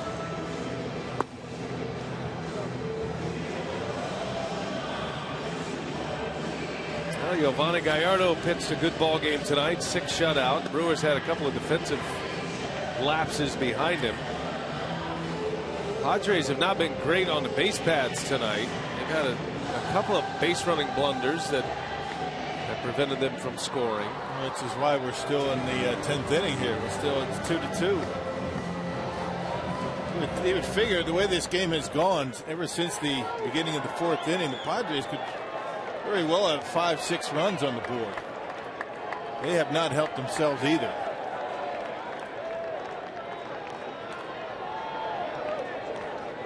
So Zach Duke ready to go to work, and Smith takes the ball down and away.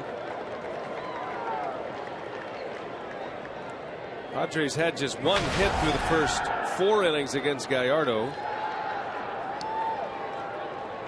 And they've had 8 hits in the last 5 innings. Brewers went up 2-0 in the 7th. Padres got a run in the bottom of the 7th and then tied it in the 9th. Blown save for Frankie Rodriguez. And now the Brewers trying to outlast San Diego. Tough to win extra inning games on the road.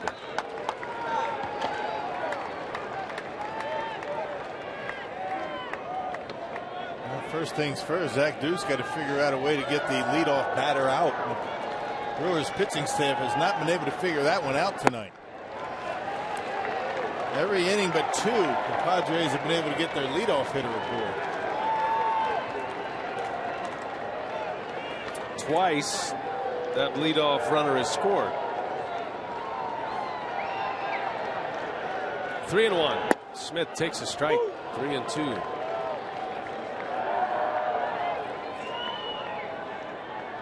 It's been Gallardo, Jeffress, Will Smith, K-Rod, and now Duke.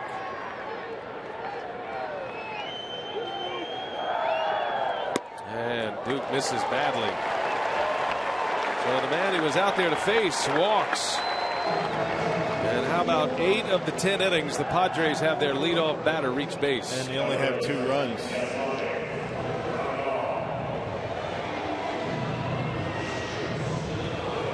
Brewers pitching staff has done it the hard way all night. Let's see if they can do it again. Yasmani Grandal.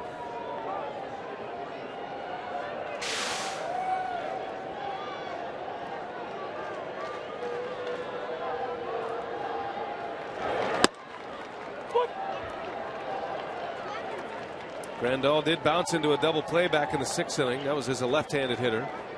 Will Smith struck him out in the 8th inning with a man on. That was with a runner at second base. Grandal batting right-handed in that at-bat. And LaCroix going with a breaking ball to see if he could get him to bite. It's one of the positives of the night. Will Smith coming back showing a very good slider.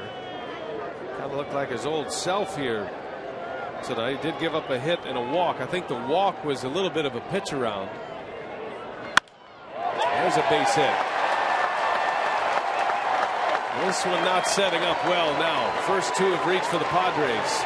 And now the ball gets away. And Smith will hold his ground.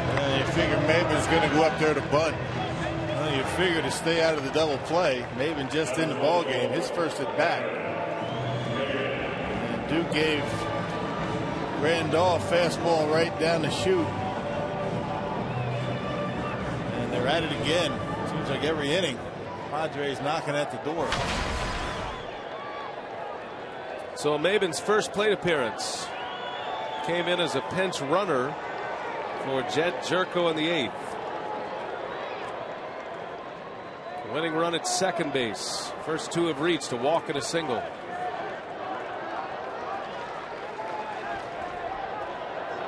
It's been a struggle for Zach Duke in the second half as well.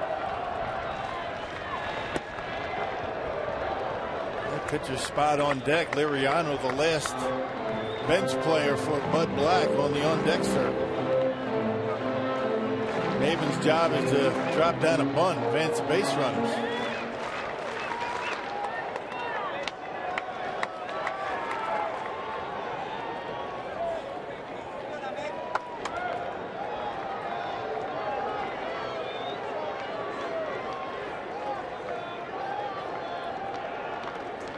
Maven squares and gets the bunt down. Lucroy going to third out there. So the Brewers get the lead out as again the Padres fail to execute the sacrifice. There's twice tonight. Lucroy jumping on that ball and fires a strike to Herrera covering third base. Yeah, quick as a cat. He knew right away that that ball was not bunted far enough. So he knew right away as soon as that ball was bunted he was going to third base. Brewers had the wheel play on. That meant that the shortstop Herrera was covering third base, and they get the out easily over there. He thought about the double play, but Maben runs well. That's a big out for Zach Duke. Now a double play can get him out of the inning. Reimer Liriano pinch hitting for the Friars. Winning run at second. Liriano takes a ball down and in. And not great speed at second base, so in the event of a base hit, you got the good throwing arms in the outfield for the Brewers. Might be able to make a play at home plate. Liriano just getting to the big leagues in August. Has just 43 major league at bats. He's late. Tardy on a fastball. Count is 1-1. Now if the Brewers can pull this one out, they'll go up 2.5 on St. Louis. Back to 5 on the Pirates. A loss would mean a 1.5 lead on the Cardinals. Cardinals losing back-to-back games in Pittsburgh. 1 ball, 1 strike. Checks his swing. 2-1 now.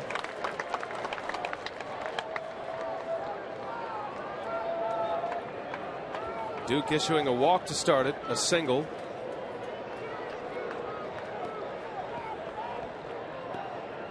It's Grandal, who does not run well at second base, carrying the winning run. It's not a given he'll score on a base hit to the outfield. The Brewers have strong arms in all 3 spots. Drive to right. Braun easing back. He's got it for the out. A line drive bullet. Out number 2. Brewers fortunate there. Yeah, very fortunate. He's right. Grandal going halfway on the fly ball to right field. He stays at second. Now here's the man responsible for this extra inning ball game. Rene Rivera will bat with 2 on. Got the count in his favor in the 9th. 2-0, and then he hammered one into the bleachers and left to tie it at 2. Home run number 9 for Rivera. He's got 9 homers in just a little over 200 at bats in the big leagues this year. Pop makes a mistake on him. He will drive it out of here, as we saw. Got a 2-0 fastball from K-Rod.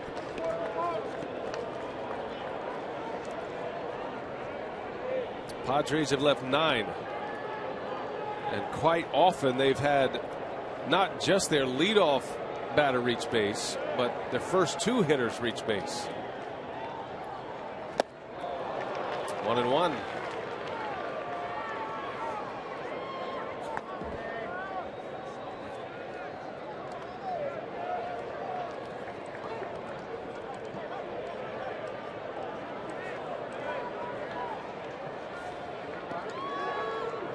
If the Brewers get to the 11th, they'll have Lucroy, Braun, and Ramirez coming up.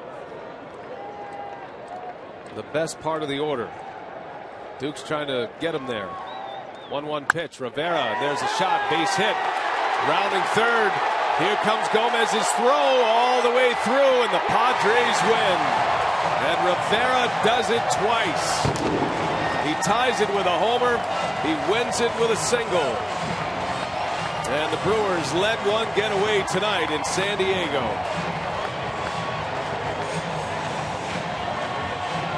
Boy, this one hurts for the Brew Crew tonight. Yeah, this is one that they're going to be thinking about for a couple of days. This is not the way you want to go into an off day. Not a very good ball game played by the Brewers, and they know it. Time now for Brewers Live. Jeff Grayson standing by in our Fox Sports Wisconsin studios. Plenty to come. Take it away, Jeff.